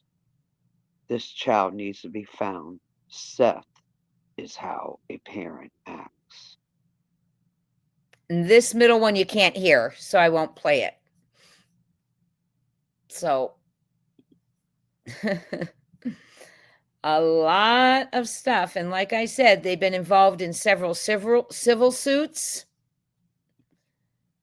If you Google them, you'll see that it says, why does it keep doing that? My goodness. Sorry, y'all. If you Google them, it tells you many things, but, oh, I did have, oh gosh, yes. I had some document. Let me see if I still have it. Ugh. I don't. I'll have to show it to you next time. I do. I'm going to share this with you. Based on the provided search results, and I asked about Sumner County Sheriff's Office corruption and misconduct issues. Okay. And here is what we get. Many cases. Based on the provided search results, here's a summary of recent and historical corruption and misconduct issues involving the Sumner County Sheriff's Office. In November of 2024, 2 Sumner County Sheriff Office correctional deputies, and I'm just going to go through ones. I'm not going to go through little tiny ones. I'll go through ones that are really important. Deputies Lily Pittman and Joshua Williams were charged with multiple offenses, including bribery of a public servant and smuggling drugs into a penal facility. That was 2024. That was after Sebastian went missing. Okay. Correctional deputy. So it's quite corrupt. Lily Pittman and Josh charged with multiple offenses. Josh Williams, including bribery of a public servant and smuggling drugs into a penal facility. Rugs, excuse me. In September of 2015, former County Sheriff's Major Don Lindsay was indicted following TBI investigation into the disappearance of narcotic prescription meds from the department's evidence and property room. Lindsay was accused of 2 counts of official misconduct, 1 count of theft under 500, 5 counts of simple possession, casual exchange of a controlled substance. The investigation reportedly included surveillance video of Lindsay tampering with evidence in closed rug cases. Tampering with evidence in closed rug cases. Okay, now this, oops. Hold on, y'all. Oh, we have a turquoise alert in Arizona right now. Remember yesterday I told you turquoise, Arizona passed, ooh, my goodness, passed the turquoise alert. The turquoise alert is for, and it actually was really directed towards the indigenous and missing, but for any person who does not qualify for an amber alert that is under the age of 65, doesn't qualify for an amber alert or a silver alert, and indigenous missing, we have our new turquoise alert that came out, was rolled out here in May. That's what that was. That was our turquoise alert, or turquoise alert, excuse me. Hawaii Police. Okay, this is the Arizona Department of Public Safety.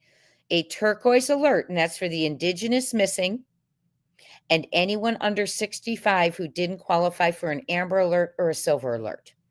A turquoise alert has been issued for Arizona. Hawaii Police Department is looking for 6-year-old white female Violet Kultus, last seen with non-custodial mother Sarah Kultus. So it didn't, 48-year-old white female, contact 911. So it didn't qualify for an amber alert, but it got a turquoise alert. So now they get an alert regardless. If they don't qualify for amber, out goes that turquoise alert. If they don't qualify for silver and they're elderly, out goes that turquoise. If they don't qualify for, if they're indigenous, out goes the turquoise also. So it's really cool. It's really cool. Sorry about that. Let's keep reading.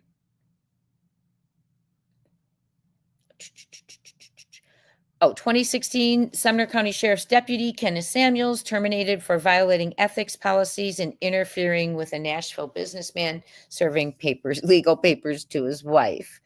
Federal lawsuit alleging wrongful prosecution and incarceration against several defendants, including Sumner County Sheriff's Department officials, was filed, stemming from a 1989 M case. The lawsuit claimed officers ignored evidence linking others to the crime and failed to provide it to the accused. Let me repeat that. A federal lawsuit was filed alleging wrongful prosecution and incarceration against several defendants, including Sumner County Sheriff's Department's officials, was filed, stemming from a 1989 M case. And yes, I will look that up later for us. The lawsuit claimed officers ignored evidence linking others to the crime, but failed to prove it to the accused.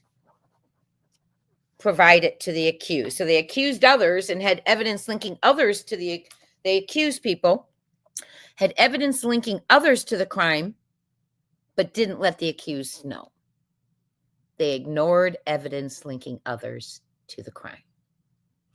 2006, Sumner County Sheriff J.D. Vandercook and his brother were arrested by federal agents in March 2006 following fraud indictments. Sheriff Vandercook allegedly funneled over $75,000 to his brother to build a maintenance garage and conspired to conceal the fact that he had hired his brother as the contractor.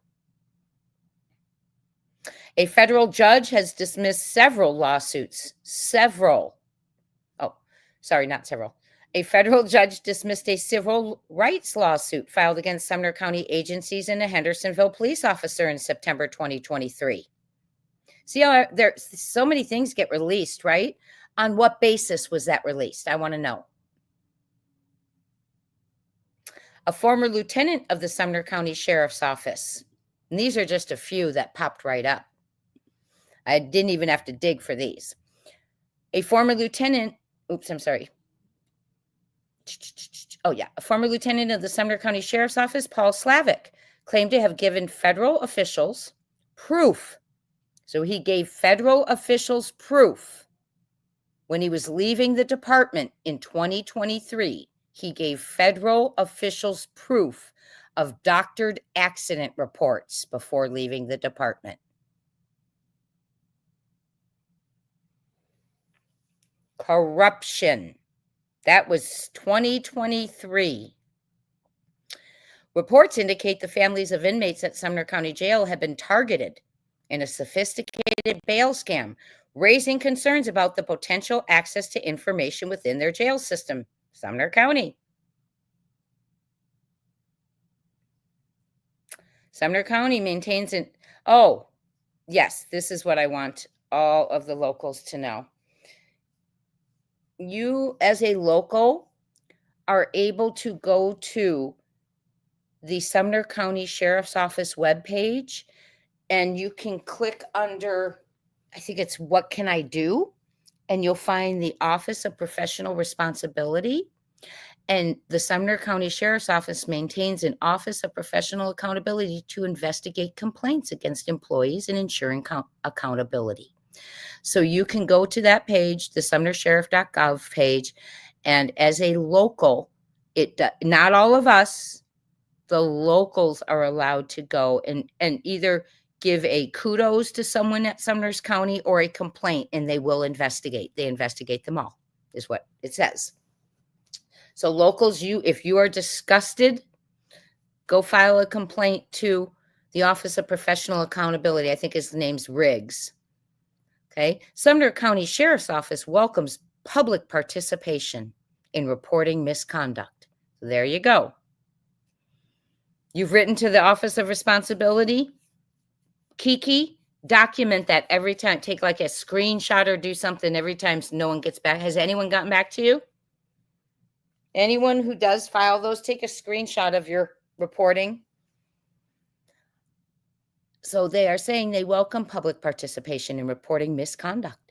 So the constituents go report it, and commending deserving employees. And if you have commendations, report that. They emphasize their commitment to upholding the law firmly and fairly and ensuring justice while respecting everyone's rights and dignity. I will call BS on that. They are not respecting the dignity and rights of Sebastian Rogers, who lives in that county. They are not.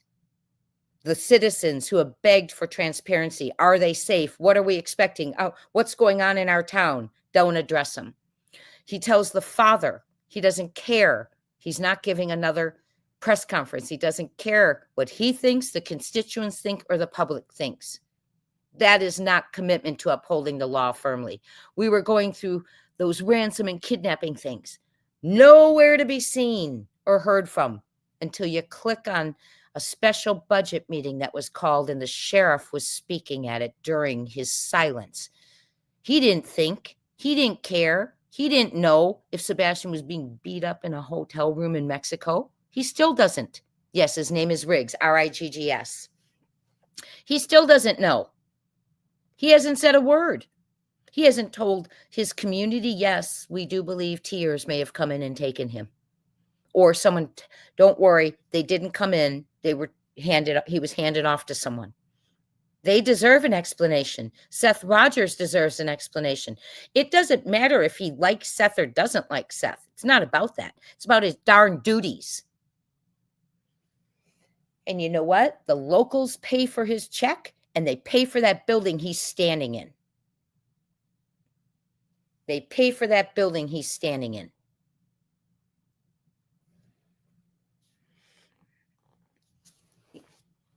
I'm sorry. It's just disgusting in my opinion.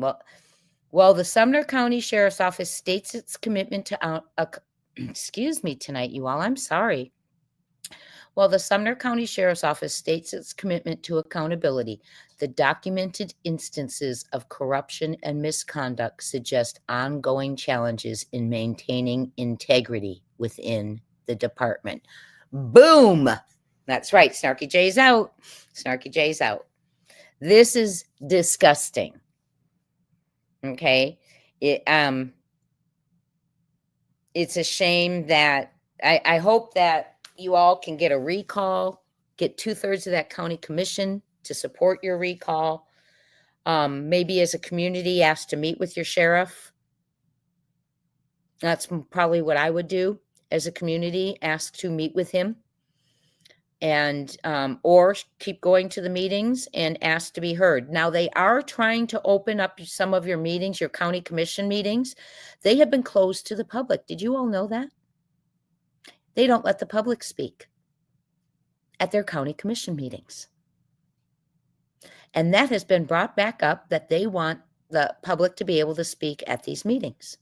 Do you think that will be voted through? Oh, I bet not. My opinion. His raise will be voted in on this Monday. Please be there if you're a local. Wear a Sebastian shirt. Hold up a flyer. But they have been unallowed to speak at their meetings, the public. So they're trying to get it. Someone, I think it was one of the commissioners, said we believe that the public's voice should be heard at these meetings. Right? Do you think they want the public speaking?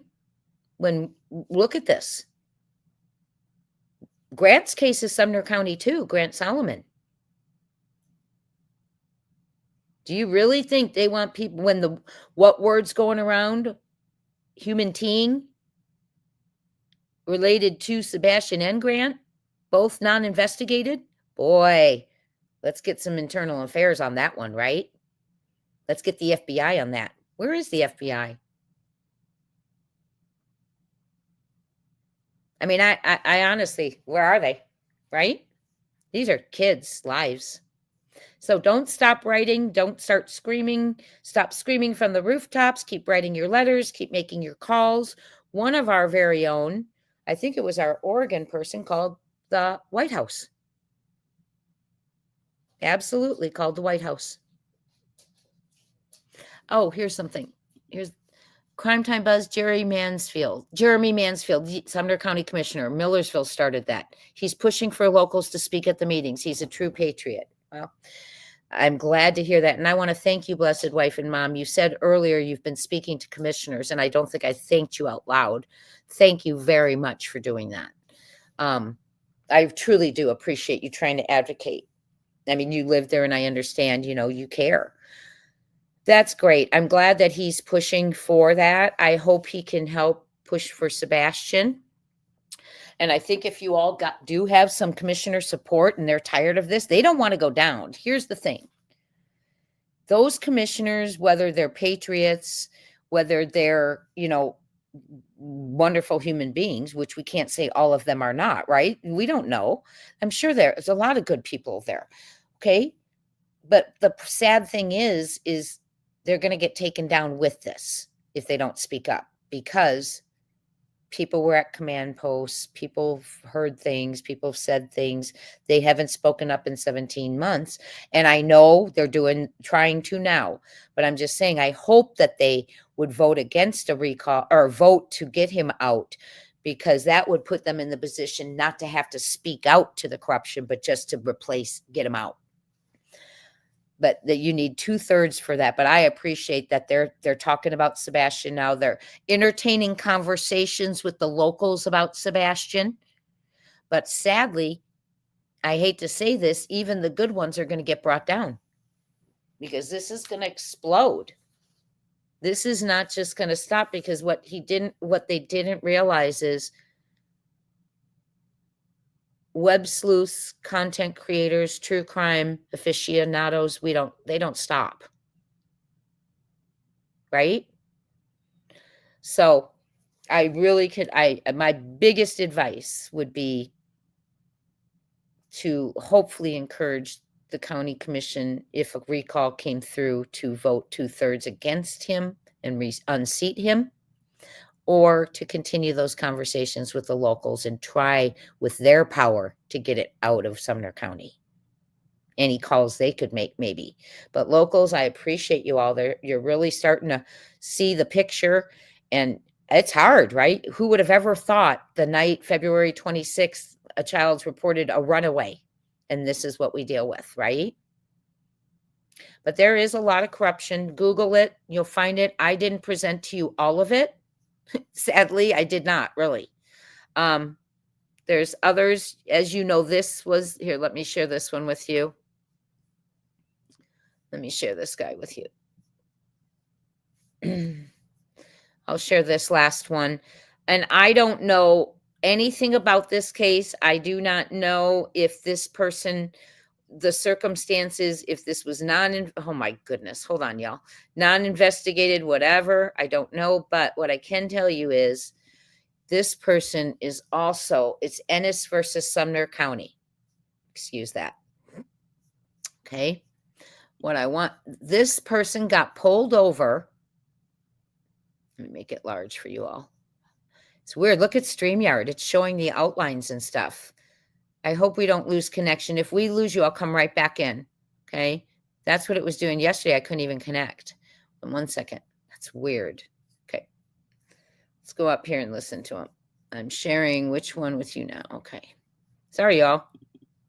Wondering what the heck is going on here. Double click. Okay. There we go. Okay. I'm going to share this. Go here. You've got, oops, sorry, with that word sitting right there. Of course I did that, right? Hold on. Okay. Sorry, guys. Okay. So what happened is someone was pulled over for a sticker that the law enforcement in Sumner County did not like, according to this person. So he is claiming that his constitutional rights were violated. Common themes. Federal lawsuit challenging unconstitutional policies. Oh, another federal lawsuit challenging unconstitutional policies, practices, and acts of who, everyone? Sumner County, Tennessee. Various individuals and its sheriff department for violations of the First, Fourth, and 14th Amendments to the United States Constitution and Tennessee Constitution. In September of 2019, plaintiff Nick Ennis stopped at a local gas station in Sumner County. This is kind of like, it sounds like the whole good old boys thing. While fueling his pickup truck, two Sumner County Sheriff's Department deputies observed a sticker on Ennis's truck that depicted two rifles sandwiching the letters UC, followed by the words GUN control. When Ennis attempted to leave the station, the deputies initiated a traffic stop solely on the basis of the sticker displayed. Because they don't got better things to do. They don't have 4 missing people's cases unsolved since the 1970s, 80s, 90s. I mean, come on. That's what they worry about. Okay? Go look at the open cases. They can't find a missing person, in my opinion. Okay. As a result of the traffic stop, Ennis was cited with a violation for the display of unseen or patently offensive bumper stickers, window signs, or other markings or in a motor vehicle that are visible to other drivers. That is so important in Sumner County. But my gosh, a child disappears and ears are closed. A child's run over by a truck and it's believed he ran over himself. No investigations necessary, but by God, you better pull someone over who's got a bumper sticker you don't like. The written basis of the citation was the deputies did observe said vehicle with window sticker depicting FUCK GUN control. The officers described as an obscene sticker. Oh my gosh. I will show you after this. They're unsolved cases. Disgusting. Defendants, plaintiffs, Nicholas Ennis, Firearms Policy Coalition, Firearms Policy Foundation. Defendants, County of Sumner, Tennessee, Sumner County Executive and County Mayor Anthony Holt, Sumner County Sheriff Roy Sonny Weatherford, Sumner County Sheriff Officers Chris Sanford, Kyle Mahaney, Justin Downs, and Carl Edison. Litigation Counsel Raymond D. Giuseppe, Michael Sosa, UCLA Law Professor.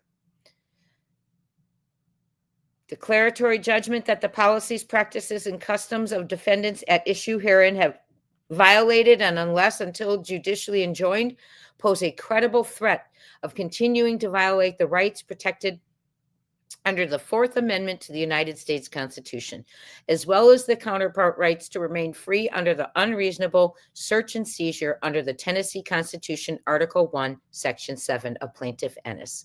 The members and supporters of Plaintiff Ennis and other similarly situated individuals who have engaged, are engaging, or seek to engage in forms of protected speech through the display on or in their motor vehicles of messages similar to message at issue here. Preliminary, so that's basically the run of it. They pulled him over. You know, I'm going to show you the bigger fish they have to fry here. But we're worrying about bumper stickers. We're not worrying about Anthony Driver. His mother was a police officer. He was found. He was missing. Get this one. He's from Sumner County. Oops, let me share that with you. Sorry. He was missing. And Anthony was missing. And he's from Sumner County. It was reported missing somewhere like else, but Eric Craddock is in an article saying his mother told it, called in, I'm a coworker. It's hard to hear that, that their child's missing, right? Hold on, I'm trying to find the thing for us. But then it goes on to say, get this, drivers found, but Sumner County doesn't catch wind of that for a month or so. Imagine. I guess we could though, right? Let me go to here. Sorry, guys. I'm trying to get us there. Where was I? Here, let me just go over here. Let me do it like this. Let me do it like this. Okay, let's go to Sumner County Sheriff's Office, and I'll just share the tab because you got to see this. Okay. Did you guys see it? Oh, why is it not sharing? Hold on. Sorry, y'all. There we go. Okay. So now, just so you all know, how are we doing? This is where you click on how we are doing, and here it tells, this is the public portal where you can commend a member, and here's one where you can express concerns. But you have to be a resident or someone in standing in the case like Seth. We can't all just complain. Okay? Now let's go back to open cases. This guy right here, Anthony Martin Driver, homicide victim. Why is it not sharing this with you guys? I'm so sorry. What is happening? Okay. Hopefully do you have it? Okay. Anthony Driver. His mother worked with Eric Craddock said they worked together. She worked in law enforcement. I watched an article, video. Imagine hearing one of your own saying their kids are missing or their child's missing, right? Well, he went missing, but it's Sumner County's open case, you see. He's from Westmoreland. It was reported somewhere else, but when the remains were found, it took well over a month for Sumner County to even catch wind of it. Whose case was it? I don't know. Should they have been checking more? Absolutely. Would they normally, in your opinion, when it's someone in the blues, child, your coworker, one would think over a month. And guess what? They are still to this day baffled. They know he was, by the way, of course, they didn't find him. Okay. Someone else found him and he had a nug shot. That's how he was unalived, but they've been unable to solve this. Right? Unable to solve this. 2018. Let's keep going. But they're pulling people over for stickers they don't like on the back of the vehicles. I mean, honestly, think about that.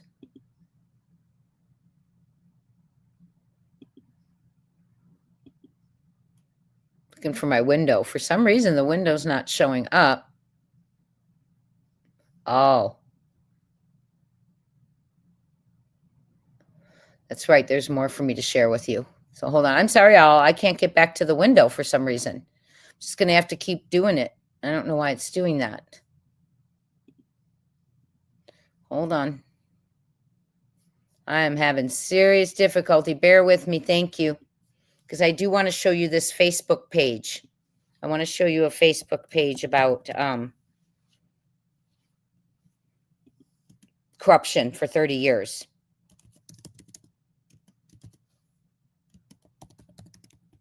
Okay.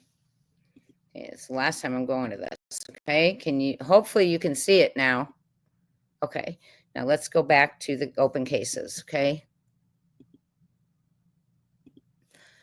Okay. Open cases. There's Sebastian. That's Sebastian's.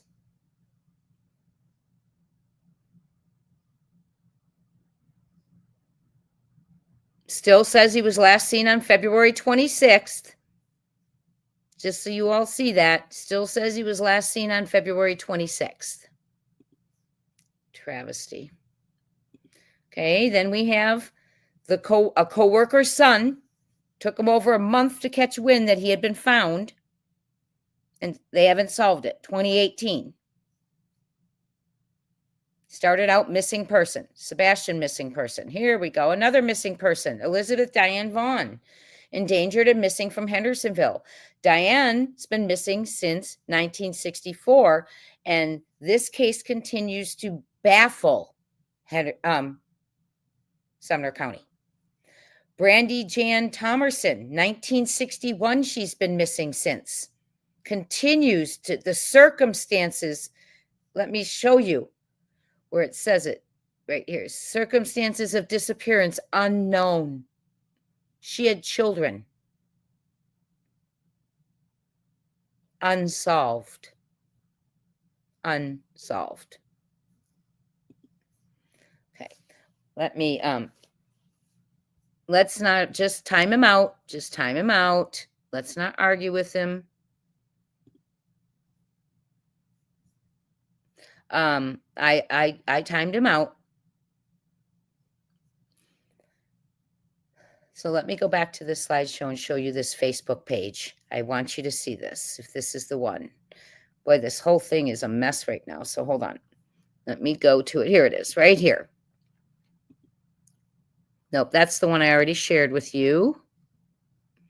There is a whole Facebook page. I hope it shows up.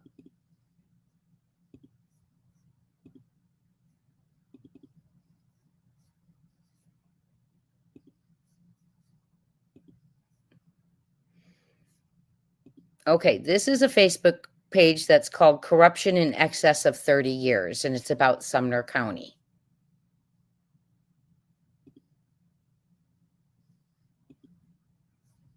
Sorry, y'all. I don't know. Oh, here we go. Okay. So it says corruption in excess of 30 years by Sumner County government. Gallatin, Hendersonville, Westmoreland, Portland, and White House. Government official. This guy's Timothy Morton. Okay, he says, this is from July 29th of 2020. Corruption in excess of 30 years. Okay. Let me see something. Okay. Oh, darn it. Hold on.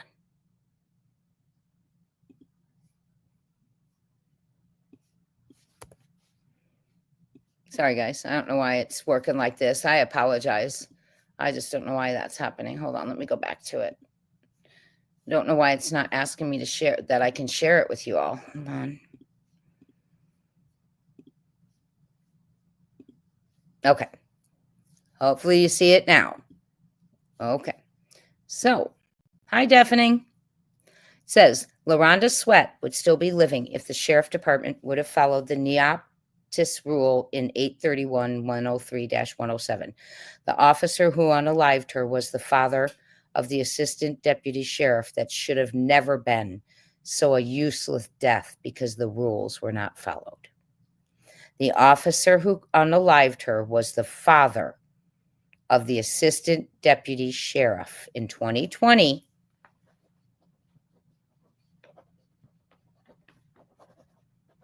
And that should have never been. So a useless death because the rules were not followed. Okay. And I'll look that one up too, LaRonda, but not tonight. We'll talk about it on another day. Look at this one. This is a great one. Let me make sure you all can see this.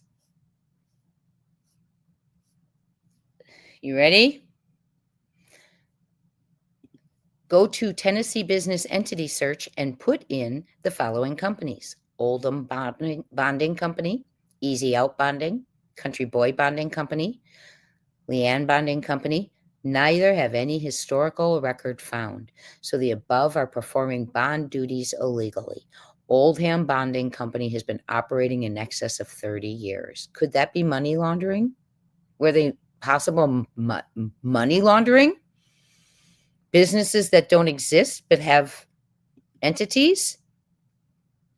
The following licenses are inactive: Freebird Bonding Company, Freedom Bonding Company. How else is this possible but corruption? Read Tennessee Code, annotated blah, blah, blah.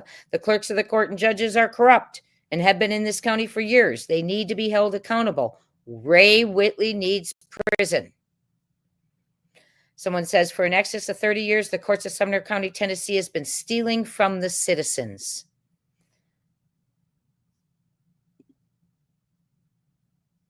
These are numbers to call. Better believe I have them. Take a screenshot if you want to. Sumner County Law Director. Sumner County, that takes some names. Tennessee Attorney General, all of them. Catherine Strong, she's the clerk. Look at all these names they got down for you to contact. Corruption is in excess of, they've even got Mike Pence down so they got the White House down. Corruption in excess of 30 years and supporting evidence to show corruption by the 18th Judicial District of Tennessee, which current and remains corrupt after being reported to the Tennessee Attorney General. As you review the letter from the Sumner County Clerk, I'm sick of it. I'm over it. So that is the URL I will put in the description of the video. Okay, you all? And then we are going to stop real quick. And I want to see real quick before we go on, if we can hear the 911 call for Grant. Right? So let me just see if we can see that one. Let me just get us there.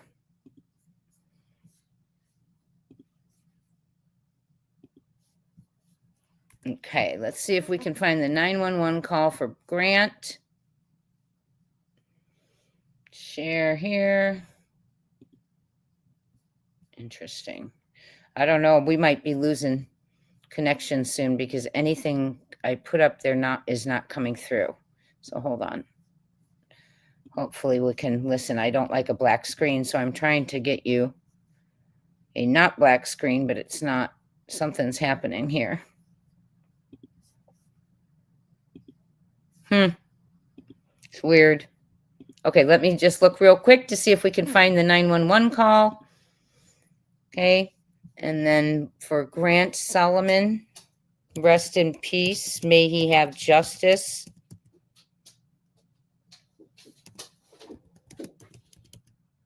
Okay, let's see.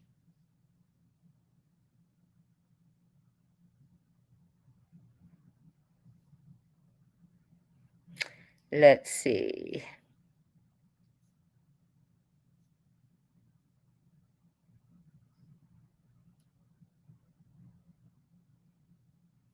Here we go.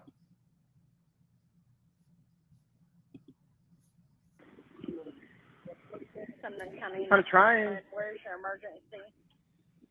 It's 1357 South Water Street. It's off 109. Please hurry. You said 57? Please hurry. Okay, what's going on? 1357. My son's truck backed over him, and it's rolled over him and dragged him into the ditch, and it's on top of him. He's trapped under the truck, and somehow it drug him underneath it. Yes, my son is under it. I'm trying to call 911. Okay, what's your name? Oh my God. My name is Aaron Solomon. And you said oh my God. 1357 South Water Avenue, right? Yes. How old is the male? He's 18. He just turned 18 a couple weeks, about a month ago. It's my son. Oh my God. Oh my God, this is not good. Is he awake? Oh, please hurry. You? I don't think so. He's not alert, right? No, he's out. And he's trapped. I got 3 guys here, and he's trapped under the truck. Okay. Oh my God. I understand, sir. Stay on the phone with me while we get somebody out there. What's your name? Aaron Solomon. All right, Aaron. Huh? What kind of vehicle is it? It's a Toyota Tacoma, and the vehicle he's underneath the vehicle. Okay, I've got that. And it's. Okay, I've got that. What color is it? It's a white truck. That's my son. It's somehow backed up. Yeah. Yeah, I'm on with 911 right now. Oh my God. I banned him, guys. Oh my God.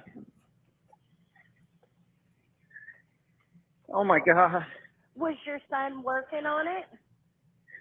No, he was just getting out of it. We're on an incline, and I guess he didn't have it in park or something, or it wasn't engaged, or. Oh my God. Oh my God, I can't believe still not responding? No. And he's still under the truck. No one can get Yes. out from under it. No, We've got units en route to you. I'm just asking you questions for we can Huh? update them, okay? Can you check and see Huh? if he's breathing? Somebody's telling me that he's coming to. Okay, Maybe. he is waking up, Maybe. kind of keeping still. So he is Well, he breathing? can't. Yeah, he can't move. I don't think he can move. I don't know. Okay, I understand. No, he can't move. He's trapped. Okay, we got somebody Wow. around. Now, when he wakes up, he might I'm be telling him, scared. man. Can somebody just I'm get telling down him. there and talk to him? Yeah, somebody talked to him. Shit. Did he say someone Hey, talked there's to him? blood. Why isn't he talking to facing him? up or down? Hi, He's Frank. facing up. They said he may aspirate. We need to hurry. Oh my God. So does he have blood coming out of his mouth? Yeah, there's blood coming out. Yeah, somehow it drug him down, I think. I don't know whether it wasn't in park or what, or if it didn't engage the brake, or it drug him underneath somehow. Okay. They said he's facing up, Okay. but he's bleeding from his mouth. So, Grant, turn your face to the side if you can, barely, but be careful. Don't move him, okay? We can't move him. We can't move him. Yes, Frank. So he was telling someone else to talk to him because he wouldn't go near him. All right, Ethan, they're there. I'm going to let you go, okay? Yeah, okay. Okay. All right. Bye-bye. I remember this dad's a big personality in Nashville and reports alleged connections to human. Brian Kober was just sorry. sentenced, and I watched every word Human of the victim King. impact statements. I watched their faces, their pain, Hold on. their strength. And I now didn't- Brian Kober, the I man don't know where responsible that's for the coming from, brutal just a murders minute. of Kaylee, Madison, Xana, and Sorry, Ethan, guys. has been sentenced to 4 consecutive life sentences with no possibility of parole. He will die in a cage. But that's not all. He was also given a total fines and restitution of $270,000. And when given the chance to speak, I don't know where. to show Sorry, guys. even I'm a trying to single turn it shred off. of humanity, he declined. Not a word to the families, not a whisper of remorse. just silence, because that's who he is. That's what he is. He's remorseless, emotionless, I don't know how to get to it. soulless. He's not misunderstood. He's not mentally ill. There we go. He's cold, calculated, and hollow.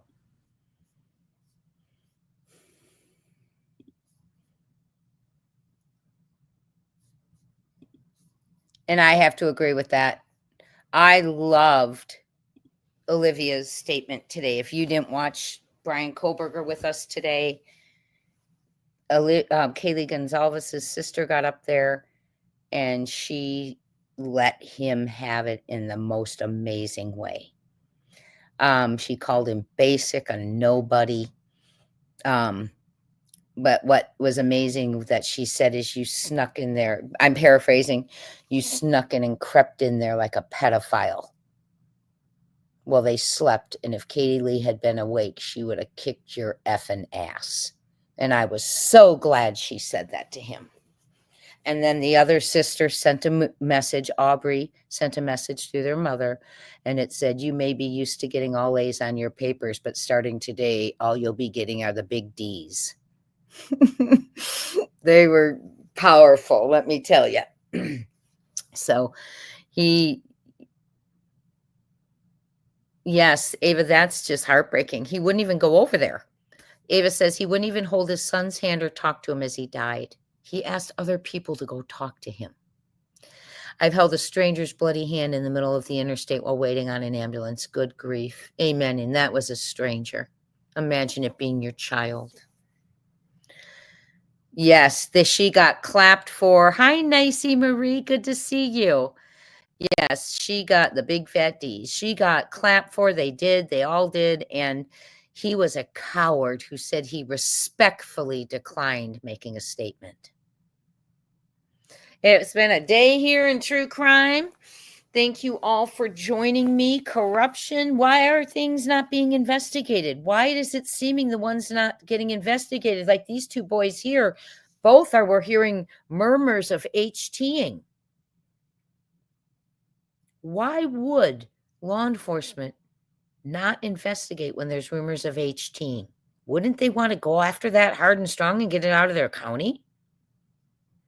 But then again, Millersville says it's a big old ring going on in there with the housing and the mortgages and rug money and child trafficking. I saw one video where Sean Taylor said there was a bunch of kids on a compound in South Carolina. Blonde hair, blue eyes, white kids in South Carolina behind a gate. And someone was taken into custody. And he says he wanted to know who was watching those kids now. Where were they? What was going on? Why were they there?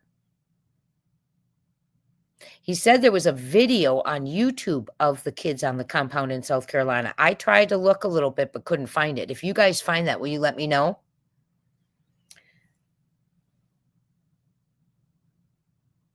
Yes. So thank you all so much for being here. I appreciate you, Sebastian's Army. Grant Solomon needs an army. Ava, thank you for standing by the mom and the daughter. That's just terrible. Gracie and the mother. Absolutely terrible. I want to look up real quick when her court case is, if it's been already.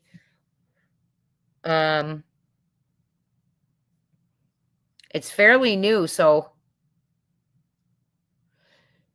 I guess we'll see. She was arrested in April.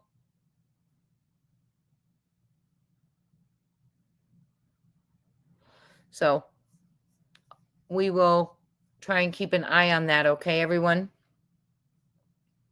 Let me go ahead and close these out so I can find you again, because for some reason I can't find you guys. There you are. Okay. So, Mrs. Magoo, hello. Yes, the FBI needs to take over. When you have, if your constituents feel that it's going to have to leave the town, in order to be solved, that says a lot, right? I hope they don't reelect him. I hope they get a recall petition going and get 2/3 of the county commissioners who are saying they're talking and helping, then help the right way. Let's get them out. That way we can find Sebastian. Thank you all for what you're doing. Hi, Kathy. Well, my goodness, thank you for joining us. My goodness, we love having you in here. Thank you.